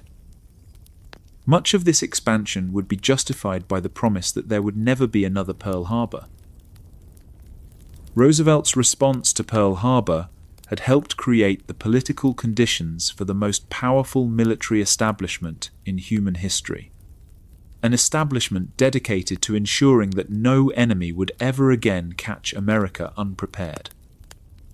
Pearl Harbor had awakened a sleeping giant, but it had also created a giant that would maintain permanent vigilance against future threats. And the world has been shaped by the consequences ever since. December 7th, 1945. Exactly 4 years after Pearl Harbor, President Harry Truman sits in the Oval Office reviewing intelligence reports from around the world. American military forces are now deployed across multiple continents. American naval power dominates the world's oceans. American influence extends to virtually every corner of the globe. The sleeping giant that Japan awakened at Pearl Harbor has become something that even Roosevelt never fully anticipated, a permanent global military power that would never again allow itself to be caught unprepared. But in creating unprecedented military capabilities, America has also created something unintended, a nation that struggles to distinguish between legitimate defense and imperial overreach. The transformation that Pearl Harbor helped accelerate would spend the next 80 years demonstrating that absolute security is impossible, absolute power is corrupting, and absolute preparedness requires absolutely everything. Pearl Harbor didn't just change American foreign policy, it helped transform the entire American economy into a permanent war machine. Before December 7th, 1941, American military spending was episodic and minimal. The military maintained small peacetime forces and expanded only during active wars. Defense contractors existed primarily to supply routine equipment and maintenance. Most Americans viewed large standing armies as threats to democratic government. The attack created political conditions that made permanent military preparedness seem like patriotic necessity. American defense spending never returned to pre-war levels, even after World War II ended. The argument was always the same. America could never again allow itself to be caught as unprepared as it had been on December 7th. Every potential threat required immediate response. Every technological advance by potential enemies required even greater American advances. By the early Cold War, American military spending far exceeded that of any other nation. Defense contractors employed millions of workers in congressional districts across the country. Military research and development was driving technological innovation in everything from computers to communications to transportation. The promise to prevent another Pearl Harbor had created what would become known as the military-industrial complex, a network of defense spending, corporate profits, and political influence that became too large and powerful to easily dismantle. President Dwight Eisenhower, the supreme Allied commander who had helped win World War II, warned Americans in 1961 about the acquisition of unwarranted influence, whether sought or unsought, by the military-industrial complex. But by then, the pattern was established. Pearl Harbor had created a political dynamic that made permanent military mobilization seem like reasonable precaution rather than imperial choice. Any politician who questioned defense spending could be accused of inviting another surprise attack. Any citizen who opposed military expansion could be labeled unpatriotic or naive. The sleeping giant had become a perpetually awakened giant. Pearl Harbor's lasting impact included the creation of America's vast intelligence apparatus, a network of agencies and operations that would have seemed impossible to the founders of American democracy. The official justification was always consistent. Pearl Harbor happened partly because America lacked sufficient intelligence about enemy intentions and capabilities. Therefore, America needed comprehensive intelligence gathering to prevent future surprise attacks. The logic seemed compelling, until the intelligence apparatus grew beyond anything imagined in 1941. The Central Intelligence Agency, created in 1947, was initially designed to coordinate intelligence from existing agencies and provide strategic analysis to policymakers. It evolved into an organization that conducted covert operations, supported coups, and engaged in activities that the Church Committee would later investigate and criticize. The National Security Agency, established in 1952, was created to intercept and decode foreign communications. It eventually developed capabilities to monitor electronic communications on an unprecedented scale. Multiple intelligence agencies proliferated throughout the American government. Defense Intelligence Agency, FBI counterintelligence divisions, military service intelligence branches, and specialized units within cabinet departments. Each justified its existence by invoking the specter of another Pearl Harbor. By the 21st century, American intelligence agencies employed hundreds of thousands of people and spent tens of billions of dollars annually. The intelligence community had become a massive bureaucratic structure, operating largely beyond traditional democratic oversight. The irony was profound. Pearl Harbor's lesson about the dangers of being unprepared had contributed to creating a surveillance apparatus that posed challenges to the very freedoms it was designed to protect. But every attempt to reform or constrain intelligence operations met familiar responses. What if enemies are planning another Pearl Harbor? What if crucial intelligence is missed because of legal restrictions? What if threats go undetected? Pearl Harbor had helped create a psychology that made extensive intelligence gathering seem like reasonable precaution rather than potential overreach. Perhaps the most visible consequence of the Pearl Harbor era was America's transformation into a nation that maintained permanent military forces around the world. Before Pearl Harbor, Americans generally viewed overseas military bases as temporary wartime expedients that should be abandoned when conflicts ended. The attack helped create acceptance of global military presence as essential insurance against surprise attacks from any direction. The logic seemed compelling. Pearl Harbor demonstrated the dangers of isolation and unpreparedness for global conflict. Therefore, America needed forward-deployed forces that could respond immediately to threats. Early warning required bases near potential adversaries. Deterrence required visible demonstrations of American military capability. American military installations spread across Europe, Asia, and the Pacific during the Cold War. By later decades, American forces were stationed on multiple continents.